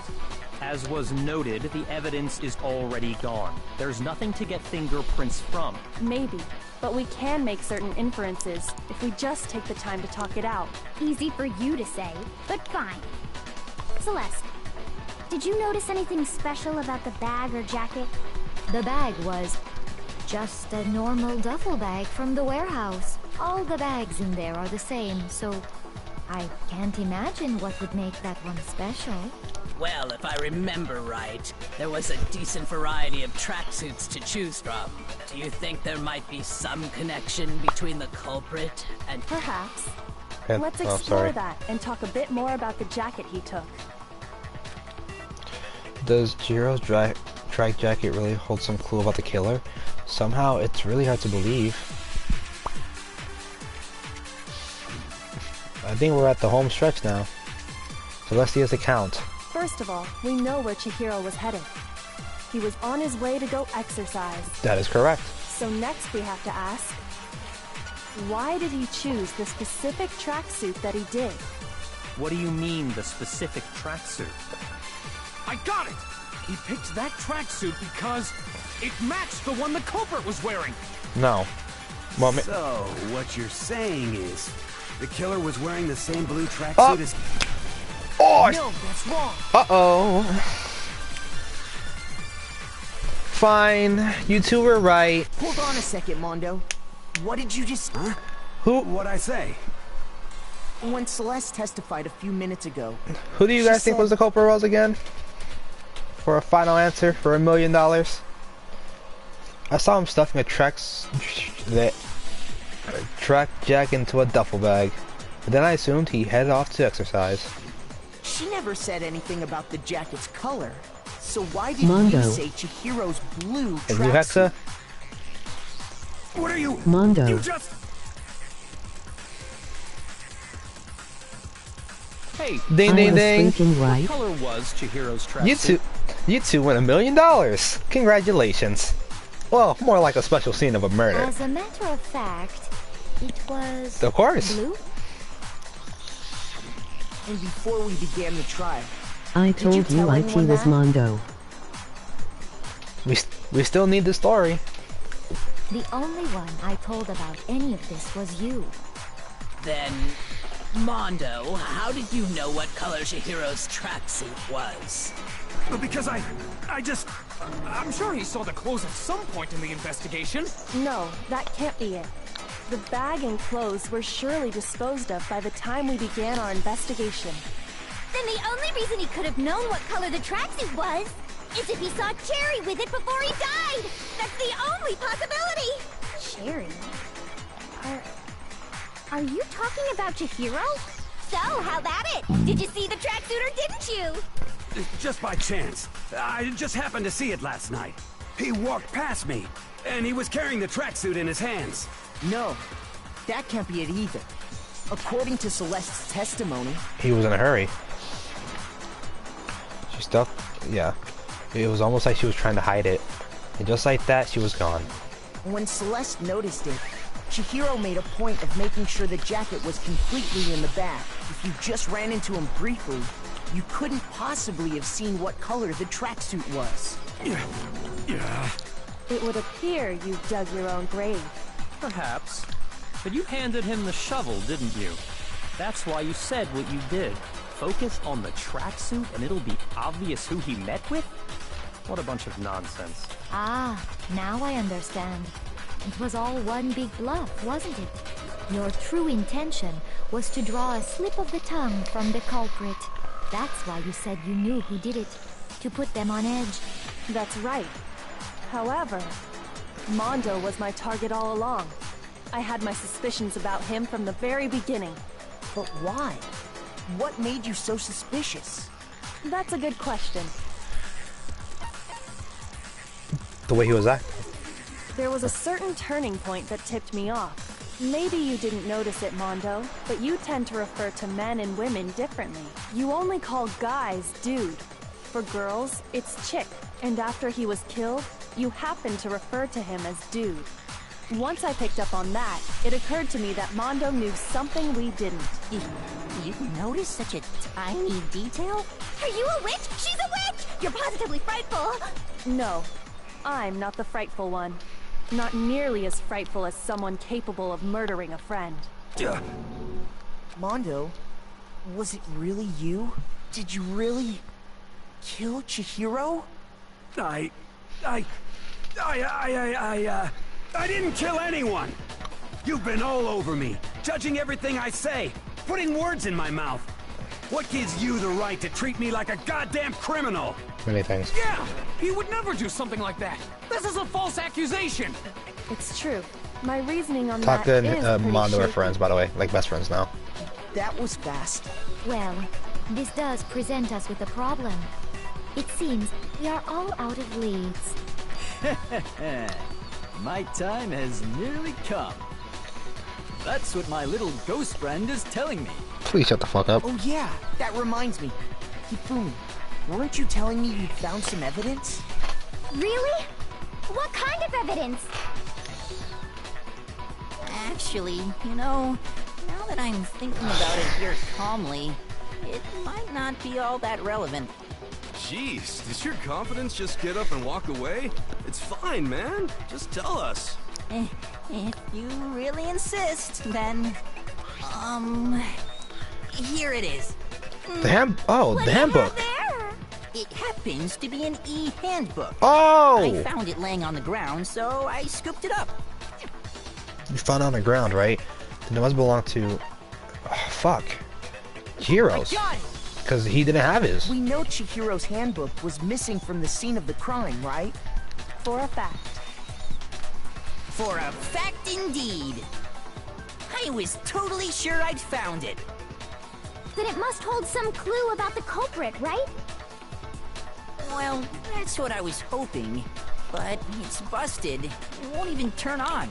I imagine the culprit broke it to get rid of any evidence after the murder. That's odd. I didn't think the handbooks were quite so fragile. You're right. They're not. They're totally waterproof and shock resistant. It would take an awful lot to break one.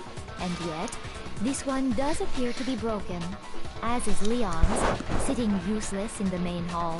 For all your confidence, that is a remarkably high failure rate. Do you think there might be some kind of mystery in there somewhere? How, precisely, did the handbooks get broken?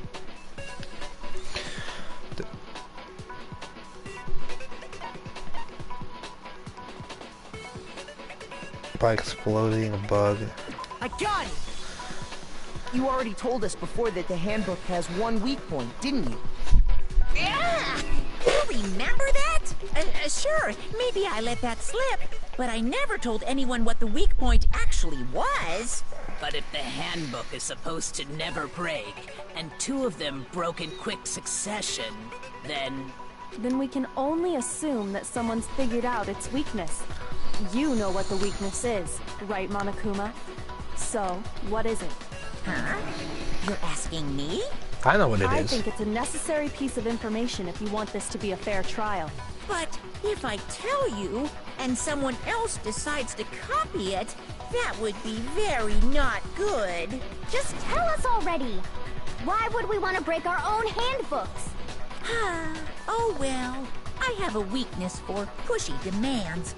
But you're sure you won't follow their example? Then allow me to make a special announcement. The weak point of my cutting-edge e-handbook is... when it's exposed to high temperatures for too long, it will suffer a meltdown and totally break! Now, pay attention. I flippin' knew it! You knew it? Yeah, because I found the handbook laying on the floor of the sauna. The temperature in the sauna can reach over 200 degrees. Strange how you don't get burnt, huh? It's because as your sweat evaporates, it creates a cooling layer of air around your skin. If the hot air of the sauna were somehow pushed directly onto your skin, you'd definitely get fried. That layer of air would get blown away. That's why you may feel a burning when you move around. So when you're in a sauna, make sure to keep nice and still. Wow, interesting. I learned one new fact today. That is a mere trifling speck of knowledge. Anyway, if you found the victim's handbook in the sauna, then the killer must have been purposely trying to raise its temperature in order to break it. Meaning the culprit somehow knew its weakness. But how'd they find out? Monokuma said he didn't tell anyone, right? Indeed. Quite the mystery. What if they found out by accident? What do you mean by accident? What if the killer took their own handbook into the sauna, not knowing its weakness, and it broke? They'd realize it was broken, of course, and it wouldn't be hard to figure out why. And once they had Chihiro's handbook, they knew they had an easy way to dispose of it. I won't say it's not possible, but who would have Mondo done was in the something like sauna that? with that one dude. Yup. I don't know of anyone who took their handbook into You're the sauna. smart. You remember that. Because in that scene, Taka had no clothes, but Mondo did. Implying that Mondo still had his e-textbook. Which implies that while he was in the sauna, it broke, making him discover it. I might know someone who did. Whoa, seriously? I think the one who may have taken their handbook into the sauna was...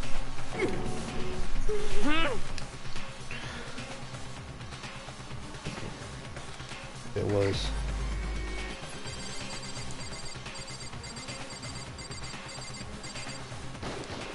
Ding, Here's ding, my ding. answer. Mondo, your handbook got broken in the sauna, didn't it? What? Why? Why do you keep accusing him? Mondo and Taka had an endurance contest in the sauna not too long ago, remember? And for the contest, Mondo just so happened to keep his school uniform on. But little did he realize, he'd also left his handbook in one of his uniform pockets.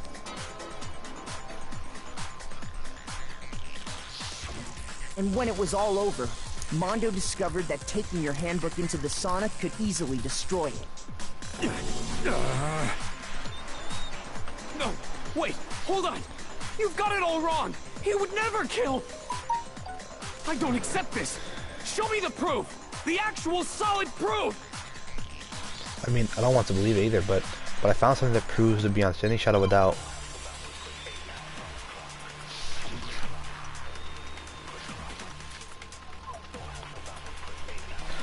Broken e-handbook, Kira's e-handbook, card reader. Let's test Makoto's assertion. If what he says is correct, then Mondo, you broke your own handbook. In other words, if Mondo's handbook is actually broken, then that proves that what Makoto said is right. Well, my goddamn handbook works just fine. No. Fuck. See? Look, Makoto was wrong. Mondo wouldn't hurt a fly.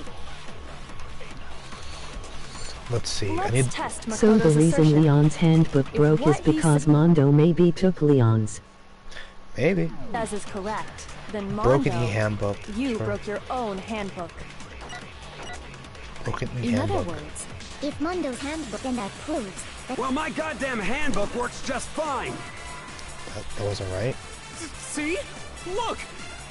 Makoto was wrong after all! Damn. Wait, what's the answer? Shoot! Let's test Makoto's assertion. If what he says is correct, then Mondo, you broke your own handbook. I'm not sure what it is. In other words, Card. if Mondo's handbook is actually broken, then that Card proves reader? that... Well, my goddamn handbook works just fine. Damn it. The hell are you talking about? Just shut up, you little bitch. Damn. Let's test Makoto's assertion. If what he says is correct, then you broke your own handbook. In other words, if Mondo's handbook is actually broken, then that proves that what Makoto said is right. Well, my goddamn handbook works just fine.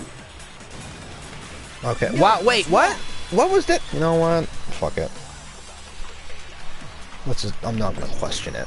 Mondo, the handbook you have right now. Did y'all see if I hit that or not? Because I swear I did, but I might be smoking. The fuck is that supposed to mean? Or did I hit the wrong bullet? The broken handbook that was in the main hall. Isn't that one actually yours? What the heck are you talking about? What I mean is, I think Mondo swapped his handbook out for one that actually works. You had to click broken handbook.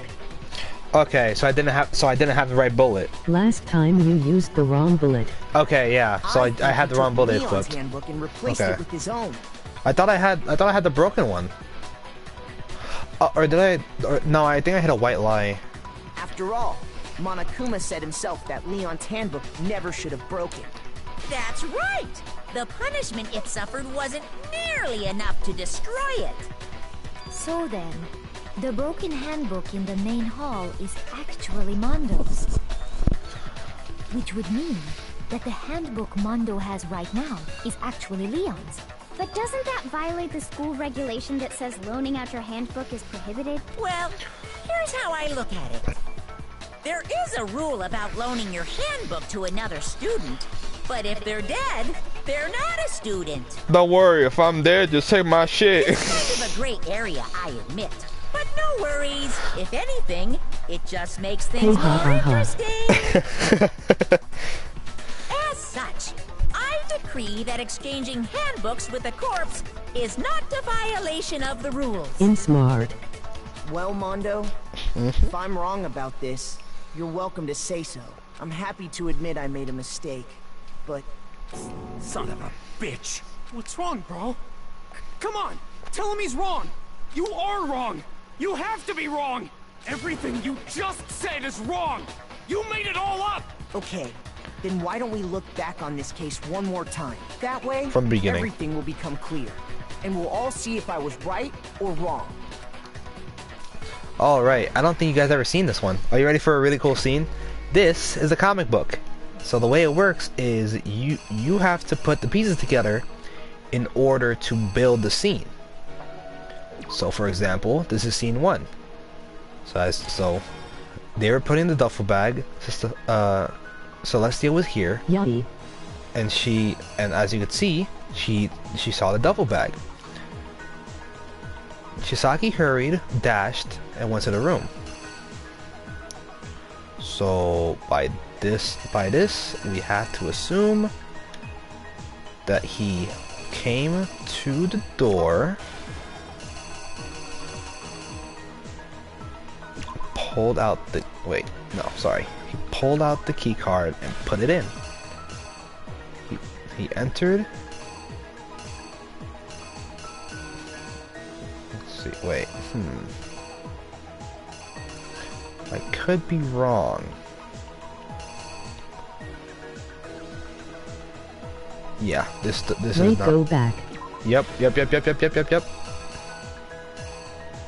Go back. Go back. Go back where? Where do you want me to go back to? On the top left, you can see what pages I'm at, so you don't have to worry. There you go. Like, okay, so this is okay, so this is right.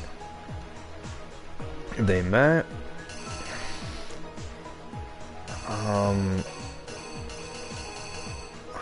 Wait. I need the right scene.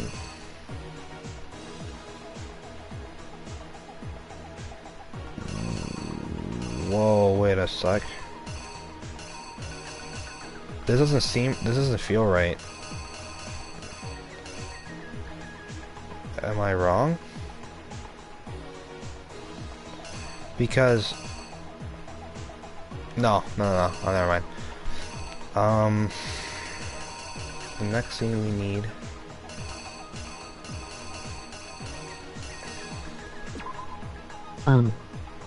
Yeah, this is wrong. Well.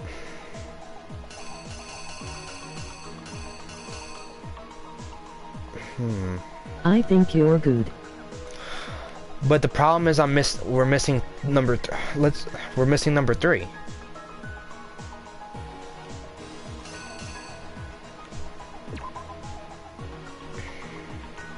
I'm just gonna put this one here. Let's just Start build up. from the end and work your way back. Fine. Then by that case, we'll have to remove everything. Well, except for this last one. That one's fine. Okay.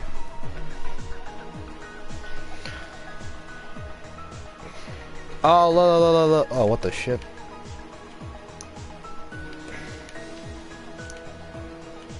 Why is it moving by itself? You motherfucker. Okay. So, let's see.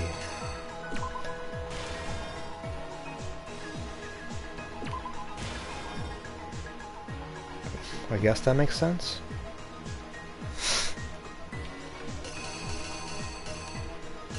No, wait, yeah.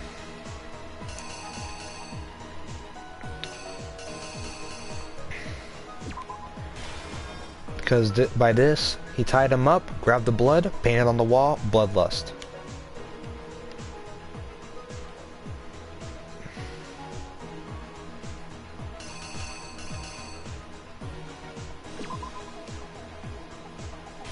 Right here you can see the extension cord. This scene has nothing.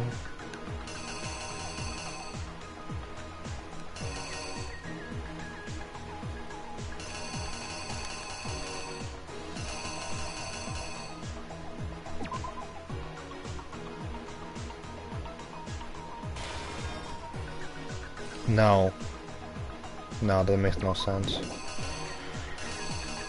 I would like to say we're timed, so please, for the love of God, just.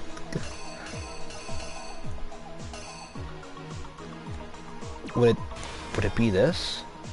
No.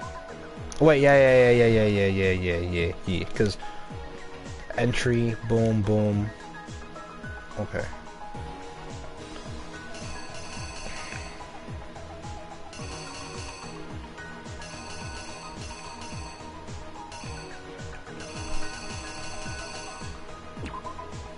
No.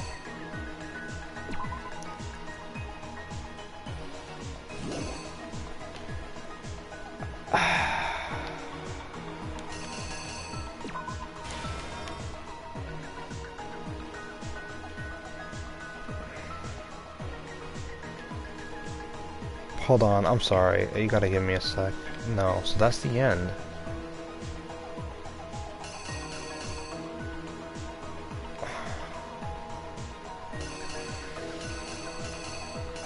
No, no, no. What part? You can't...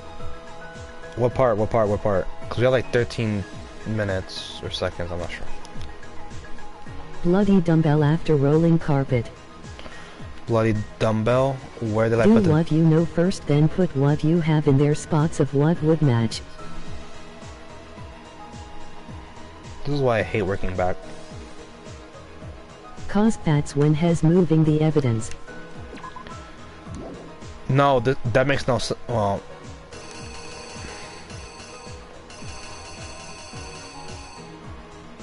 Fuck. So this part's right. I just think, I don't know, it's just like, I feel like, I don't like working backwards sometimes, because it's like, it feels really stupid. Alright. Dumbbell. What, like right over here? That's 5. No, this doesn't make sense. This part makes sense.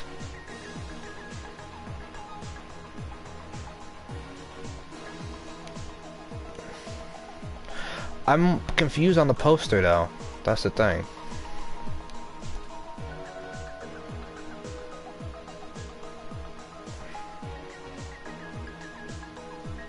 Damn, I really want to restart.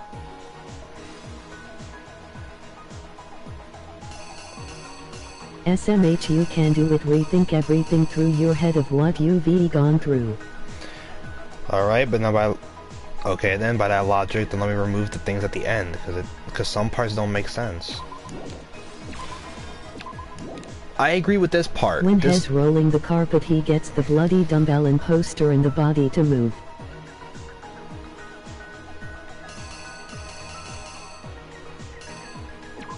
Alright, fine.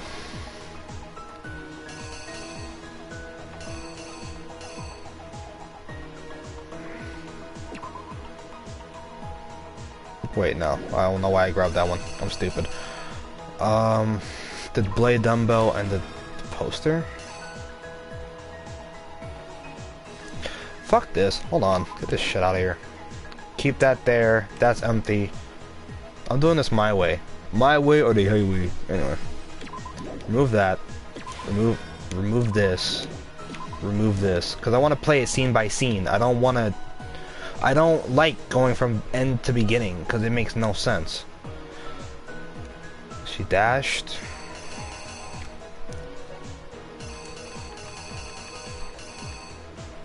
Because this is the only part that makes sense. My way or the highway, yeah. Yeah.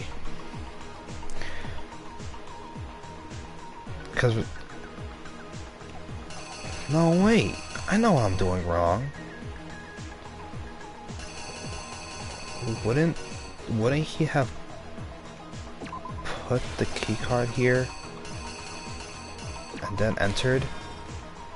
And then Frankie, I'm going to beat you. Oh my god. My mans. This is a lot harder than you think, because I'm also timed.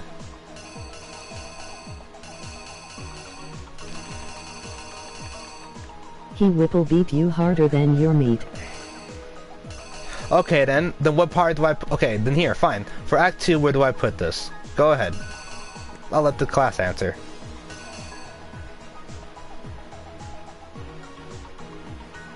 I'll wait. We have all the time in the world.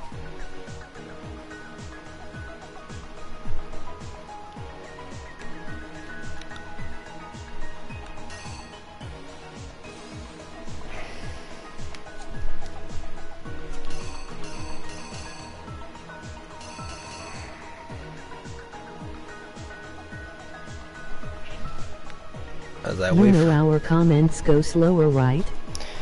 Maybe. We can still post it.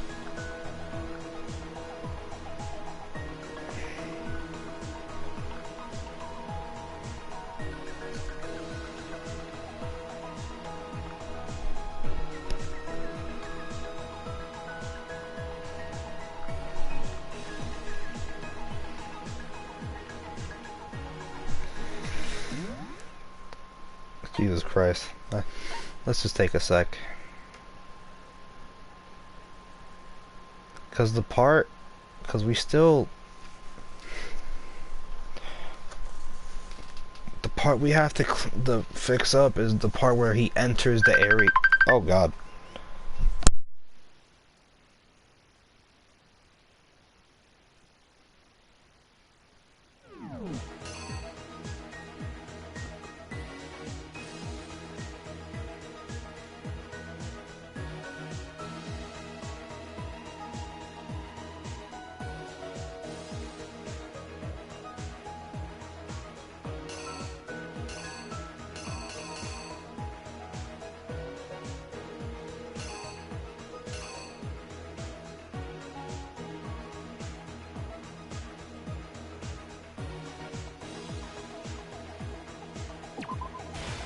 The card swipe and him entering.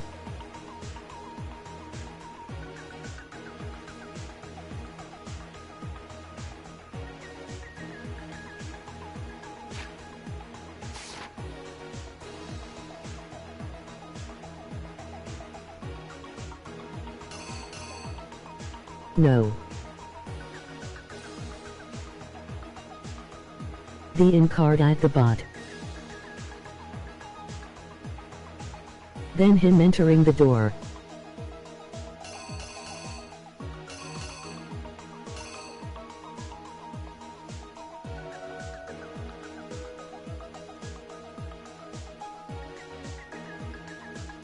Fuck this.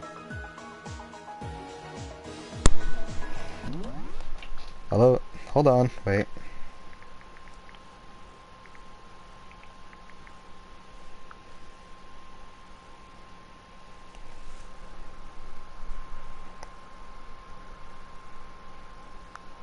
AA.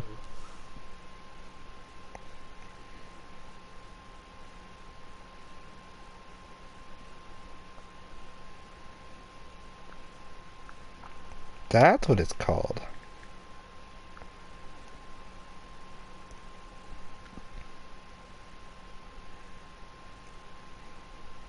I'm doing this mainly because I'm my mama. This is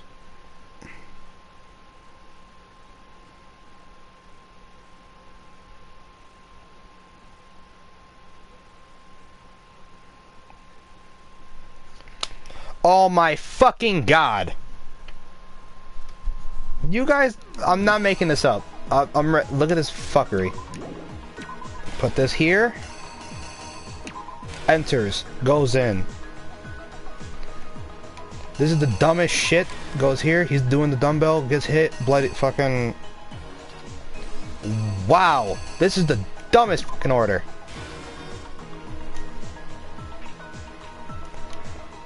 This is the dumbest shit.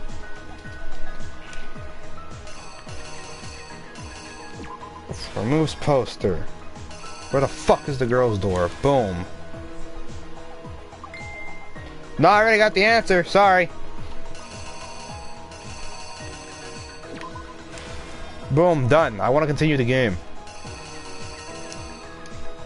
I'd rather not want to kill myself.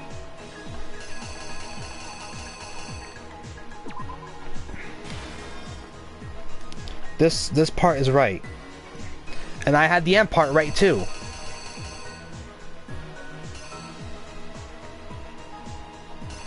Well, this part and then he throws the key card and then it lands. Where is it? It's this one. Here's exactly what happened.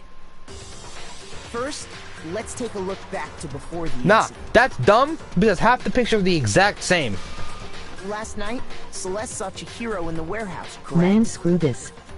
It's fine, we got this.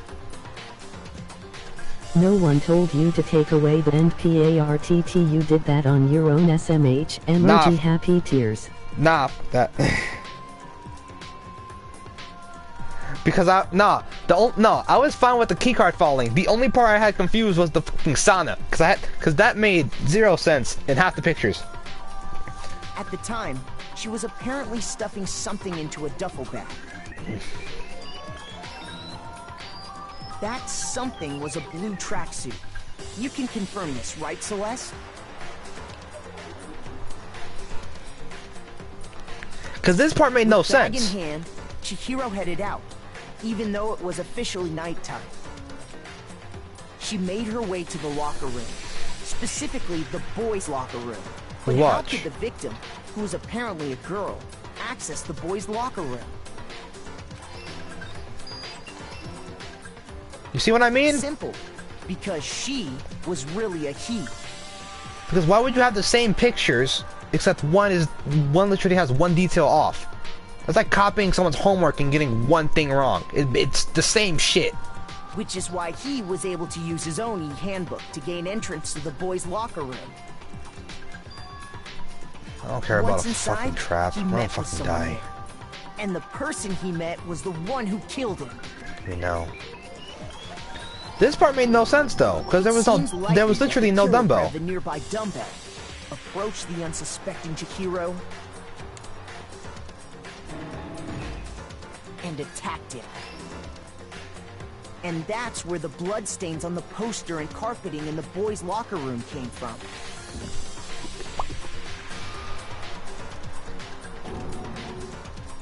It was likely in the heat of the moment. The body was arranged, but the murder itself felt unplanned. Which is why the killer hurried to try and hide the act. Then, removing the bloody poster, and finally carrying the corpse into the girls' locker room. A girl's handbook was necessary to get into the locker room, of course. But this alone doesn't prove that the killer was necessarily a girl. It was Mondo. I think we can agree on that. You see? After all, Sayaka and Junko's handbooks had been placed What in the fucking main difference hall. did it make when there was the exact frame of the fucking key card with the N on the fucking thing? Literally. It makes no difference. Fuck Using me. one of those, a boy could get into the girls' locker room without much This is problem. the equivalent of the angry video game they were getting mad at like old Nintendo games. What the fuck? And that's exactly how the killer did it. With the carpet and the poster they brought with them, they got to work. They changed the layout of the boys' and girls' locker room in what you might call a crime scene switch. That could have been the end Man, of I things, have T.I. go but do no. some stuff. Love ya, Bean. Love you too, Bean. Byakuya discovered the body and decided to intervene in the situation, making things even more complicated. So, after stumbling on the crime scene, She's just a he friend, went nothing and grabbed else. the extension cord from the library, and then he got to work. He used the cord to string up Chihiro's lifeless body.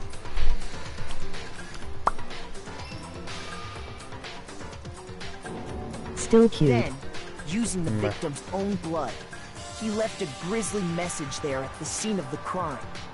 He wanted to create the illusion that Genocide Jack was responsible for the slaughter. And around the same time that Byakuya was putting together this facade, the killer, having already disposed of Chihiro's bag and other belongings, arrived there. They At the planned to sauna. destroy the last piece of evidence, Chihiro's handbook. I think that And just as the killer expected, the steamy sauna was enough to ruin the electronic gadget. Somehow, the killer knew that the handbook couldn't stand up to the heat of the sauna. And the reason they knew that is because the sauna had already wrecked their own handbook. And that's how it all played out. Isn't that right, Mondo Orada?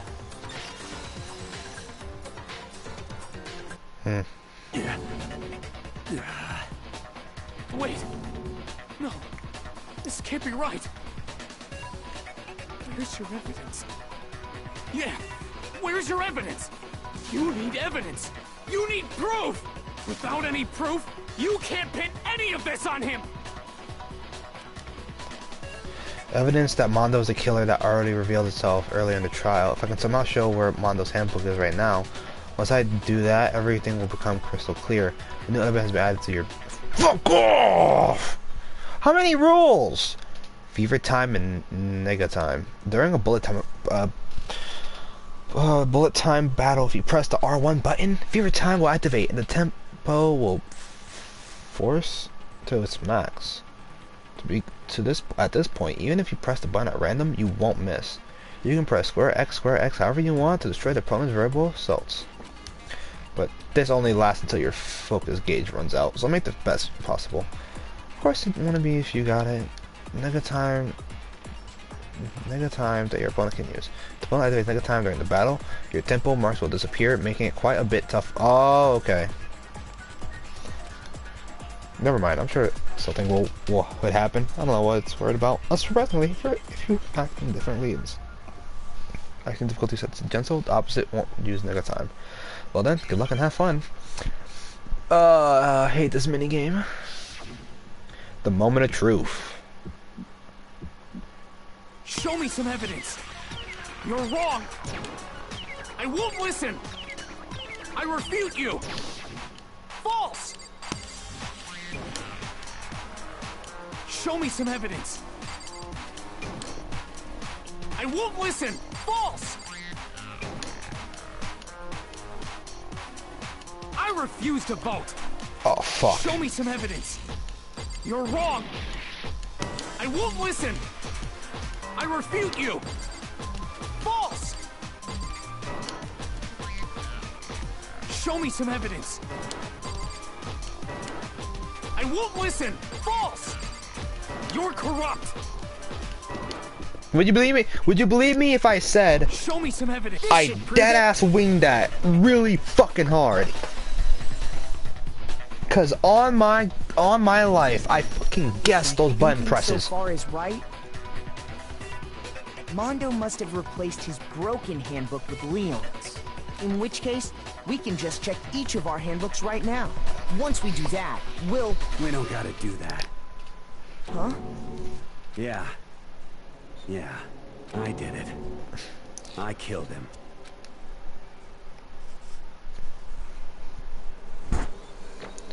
A B A B A 991. Not a bad score, but not a good score either, because all the other ones. Bro, what are you saying? I got no choice, man. After hearing all that, I gotta just... Give up? Give up. Go ahead, Monokuma. Get it over with. Ask for the goddamn verdict. Roger that. Wait! Hold on! No waiting! No holding Alex, on. if you don't cry like this, if I'm gonna get murdered, Time for on my mom, I'm haunting you. For. Grab your lever and give it a yank! Who will you elect as the Blackened this time around? Will you make the right choice or the dreadfully wrong one? What's it gonna be? What's it gonna be?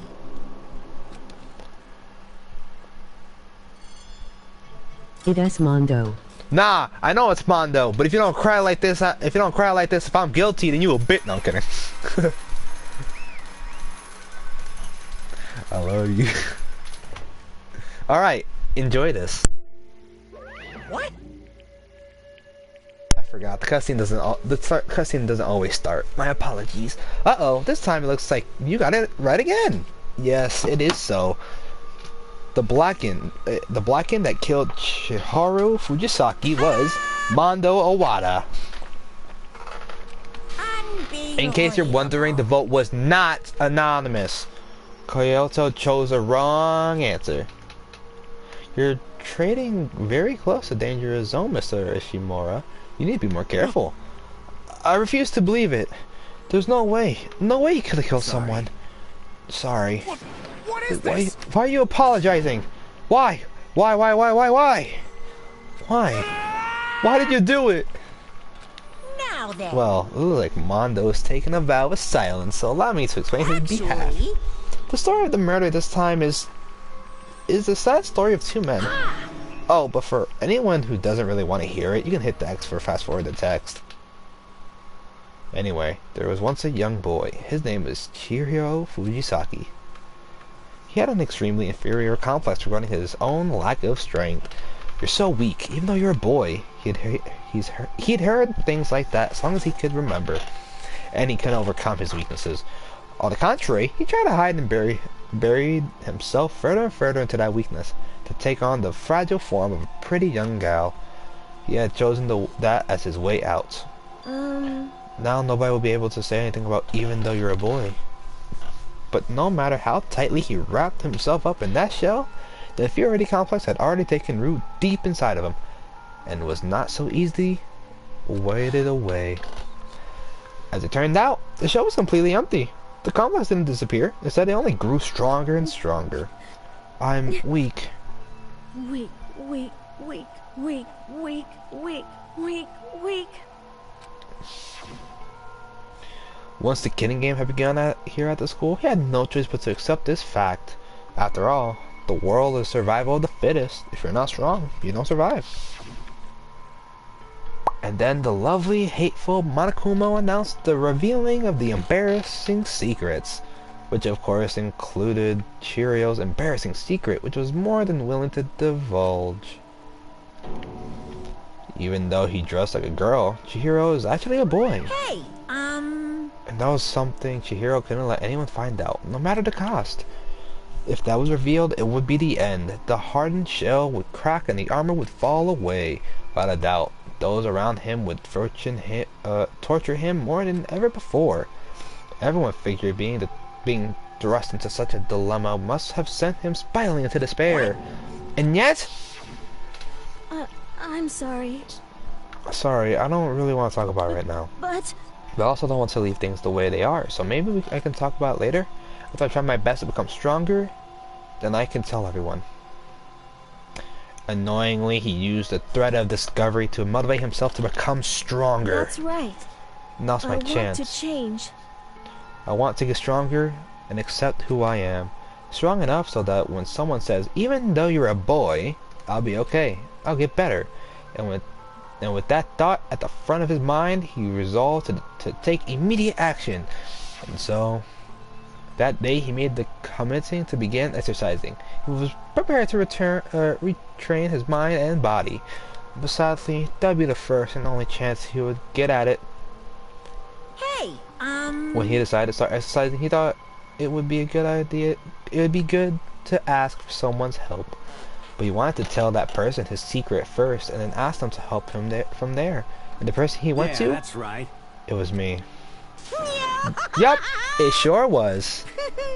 The biker gang fella had been painfully clear about how important his manly promise were. So Chihara probably figured that even if he confided in Mondo, his honor would make him keep the secret. Plus, Mr. Macho Mondo was the very symbol of a strong man that Chihiro had always aspired to be. Maybe talking to Mondo about it will help give me some courage. So he went and asked Mondo to help him become strong. That was his aspiration, and he thought that only with Mondo's support would he ever be able to come close to that. So then that must be why Mondo did what he did, to keep the promise he made to Chihiro, huh? Did what he did. You mean that's why Mondo carried Chihiro from the boys' locker room from the girls' locker room? Indeed. Yep, that's exactly what I cover up for what he did.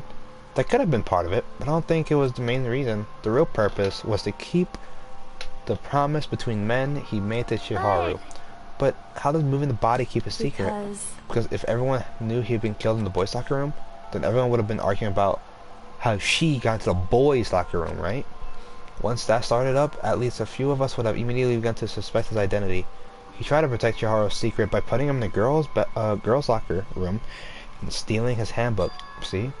Then Mondo did all that to keep the promise he made to Chihiro, who he'd also kill.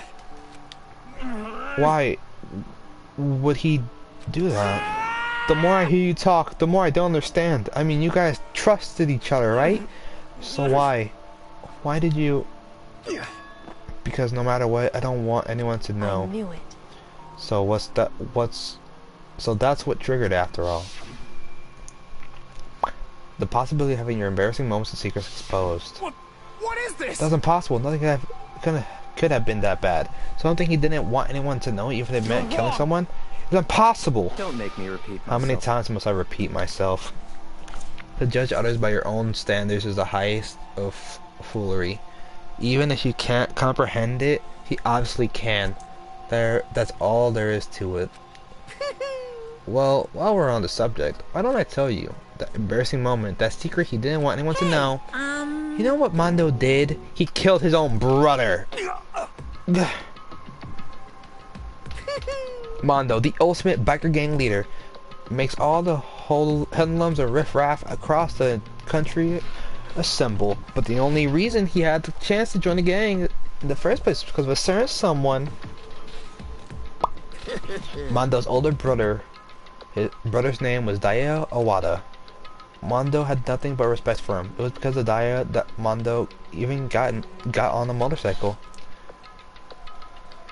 Mondo's brother was his only family growing up. He was the only one Mondo could trust or respect. He wanted to measure up to his big brother, so he imitated him in everything he did. Mondo was epitome of the stereo-eyed kid brother. Meanwhile, the charismatic older brother had put together a local motorcycle gang. Before anyone knew it, it had grown into the biggest biker gang in the country. Diarrhea, the older brother, number one in the gang, and his number two, his younger brother, Mondo.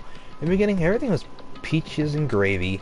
But when Mondo started to think about how he would have to take over the gang from his brother someday, his brother's greatness, his reputation, began to gnaw on Mondo's very soul. The kid's gonna take over for Diarrhea, huh?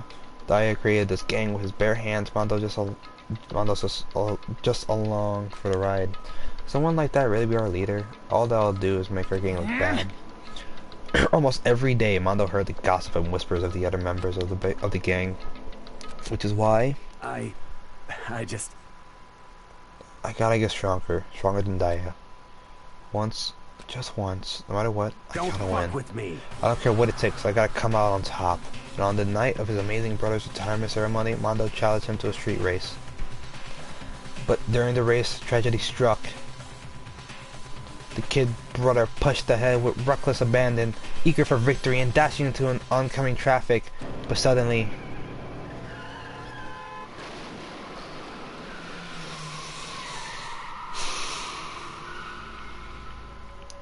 laying in his kid brother's arms, the older brother delivered his final words. "My bad, kid. I fucked up. Sorry." Of course he knew it was his brother's fault, but Daya never blamed him for what happened. "Hey kid, the rest is up to you. No matter what, you gotta keep the gang together. Cause it's the team, you and me, put together. It's a promise between men." He decided to hide the truth of what happened from everyone else in the gang. In order to keep the gang together and keep the promise to his brother, he could never admit anyone that it was his own weakness that had caused the accident. And as a result, the team was made even stronger under the banner of the kid who bested his big brother. Daya was gonna lose to his kid brother, so he got stupid and got himself killed. That became the explanation for what happened. Mondo's lie became the truth. He wanted to lead the team so bad he was willing to tell all kinds of lies about his brother. I'm strong. Strong. And yet, as soon as our killing game began, he realized, no matter how tough he pretended to be, he was just another weakling that could die in an instant. And then the lovely, hateful Monokumo announced the revealing of the embarrassing secrets. At that point, it was clear I would have no problems shedding light on his secret. Mondo killed his own older brother. No matter what, I couldn't let the other gang members find out. If that happened, everything would have been ruined. Everything me and my brother had worked to create would have been destroyed. His death, all the guilt I've been carrying around, it all would have been for nothing. So that's why That's why Mondo. Though I saw that Monokuma had on me, my head filled with a kind of fuzzy uneasiness and just started swirling around. I never felt anything like it before. I didn't know what to do about it. I wasn't sure what to think or say, but after a while, that fuzzy uneasy feeling turned into a rock hard lump of anxiety weighed down in my stomach. And it was right around then that Chiharu asked me to start working out with him. And right there, he told me his secret. Seriously? Jesus! I'm sorry. Yeah, I'm sorry I lied to you. But why? Why now? Why are you telling me this all of a sudden? Because, I mean, you kept the secret all this time, right? If anyone found out, you would... You're right, I want to change. Aw. I wrapped myself in lies. I'm weak. I want to destroy that version of myself forever. His words were like a knife in my gut. I felt like he was exposing the lie I've been living myself. I have to change. I don't want to be weak anymore. You're so strong. It can't hurt you, right? Whatever secret Makoma might tell us. You piece of... So what? You're saying I should just say it? You're saying if I really am, I should just be able to tell everyone my secret? Huh? I was jealous. I was jealous of Chiharu's strength. He had the strength to face his own weakness to try and overcome it. It was the kind of strength I've never had. So I was just jealous of him. And that jealousy broke me. What? Are you making fun of me? I'm strong? Are you fucking with me right now? No. I'm not making fun of you. You really are strong, Mondo. I felt like I could hear something starting to crack. Something inside my head. What did he want me to do? What was I supposed to do? Was I supposed to just sit back, let my secret get revealed, and ruin everything? What's wrong? Damn you! Why did you have to tell me all that? Are you trying to rub my failure in my face? I just wanted to... No, I just really admire you. I admire your strength. Yeah, that's right. That's right. I am strong. Strong. I'm strong. Strong. Stronger than son you. of a bitch. And stronger than Daya. I don't remember anything after that. When I woke up again, he was lying at my feet, covered in blood. I had the dumbbell in my hand, and I was just staring at him, down on the ground. Hey! I killed him. I killed Chihiro. Even after all this time, I'm still just as weak as I've always been. And thanks to that, I did something I can never take back. Mondo. He was normally so aggressive, so angry. He hid that weak side from everyone. That was his secret. A weakness like that lived in a heart like his, and it turned him cold-blooded. God damn it! Look at him, you see? You're all just like him. For a secret from the past, for a memory. For that, he killed another living human being in cold blood. He couldn't cut free of his regrets from the outside world. He doesn't know what true strength is. Do you see hope anywhere in there? Because I sure don't. You bastard. Just shut up, you son of a bitch. Go ahead and say that again. I dare you. Yep. Okay, I'll say it as many times as I want to. Is what I want to say, but unfortunately, I can't do that right now. Because the time for punishment is fast approaching.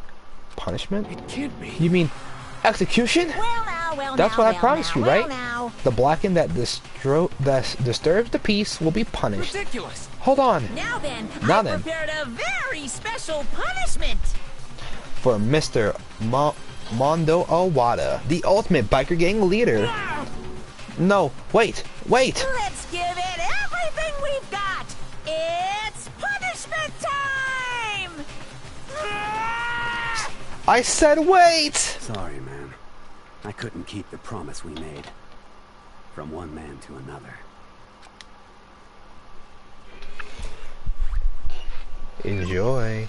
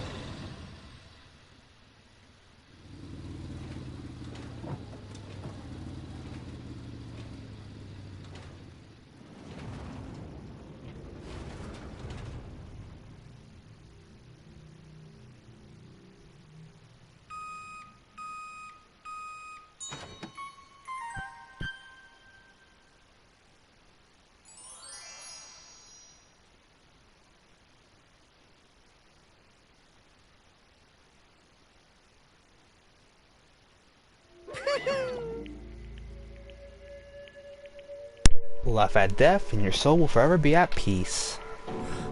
It can't be. My brother. Another murder and another execution. I want to feel again. Everyone's lives are taken so lightly here. I feel like I might be going crazy. Maybe I'll just let it happen.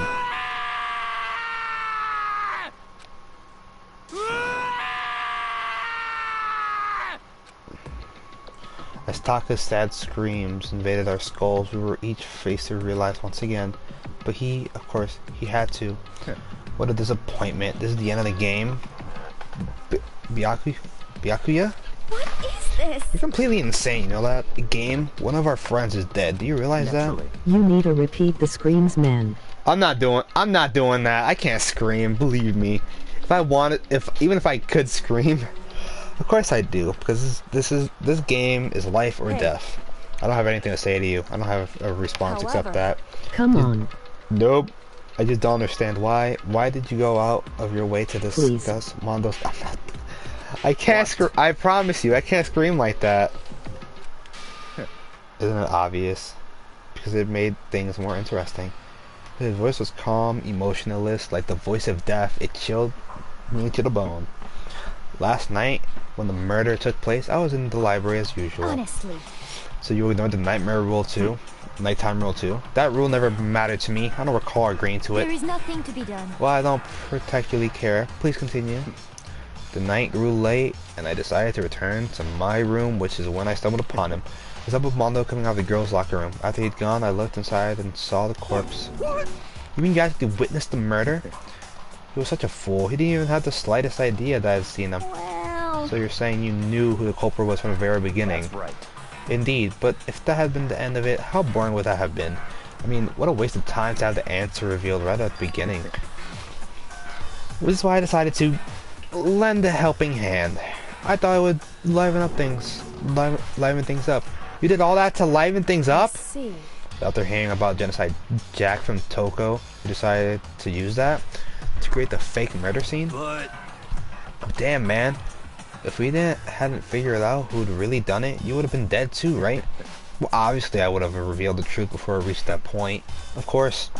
Byakuya turned and looked me in the eyes. I could feel his sharp eyes piercing into me.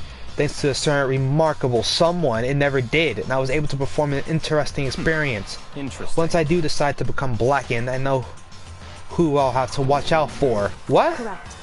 So that was your reason. Are you satisfied? Indeed. Yes. We're done listening to your story. Moving on. There's something I'd like to ask Monokuma. What's this? Oh, I'm up next? You like to perform these elaborate executions each time, correct? My question is why? Do you like them? But you know, the punishment, this despair, it's not just for you. Oh, it's punishment. Oh, this despair is my gift to mankind itself. You're over-exaggerating. I am not over-exaggerating. These punishments are meant to transform all hope to despair. Damn. What do you mean? Mean? Mean? Mean. What the heck? Mean. Good grief, I don't understand why you have to pick apart every little stupid thing. Whatever, it doesn't matter. In the end, I'm going to stand alone as the victor. And then everything will be revealed to me. Ah, the noble son of a noble family. Truly, you understand me. I think this is the start of a terrifying friendship. That's enough. Shut up, I would never stoop to a level of a childish criminal like you. Let me just say this, after I have achieved complete victory, you're up next. I'm going to find you and kill you, understand? In the name of my family. We named the Togami family, for which victory is foregone conclusion. You're getting all riled up. Oh, so cool. It's like you're the main character of a video game or something. No trash mob for you. I swear, whatever it takes, I will kill you. Temper. Sounds like someone needs a nap.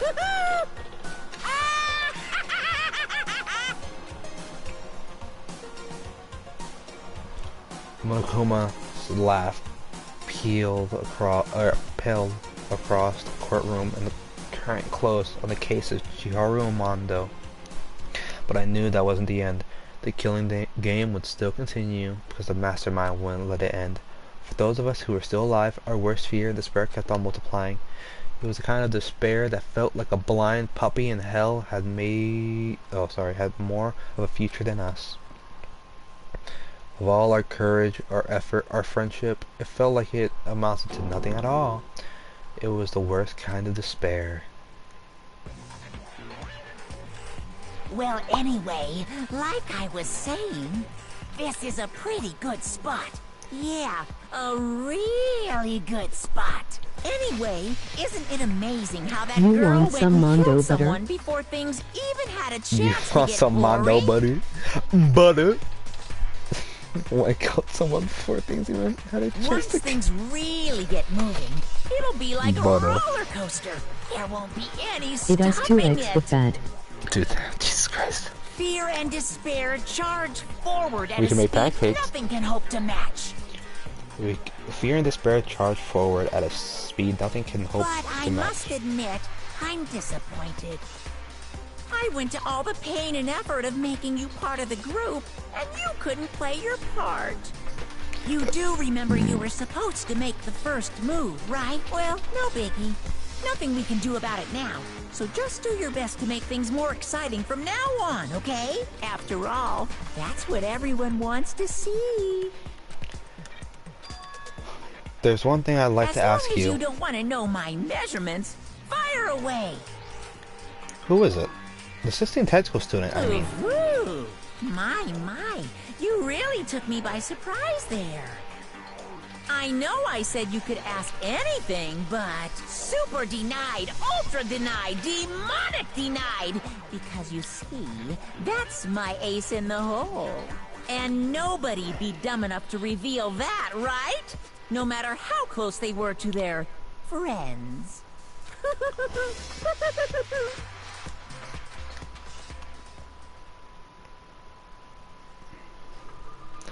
Boy's life of despair. The end. 10 remain.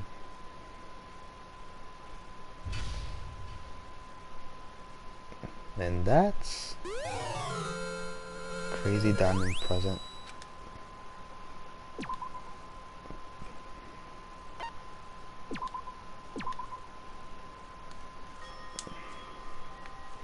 And that's where I'll leave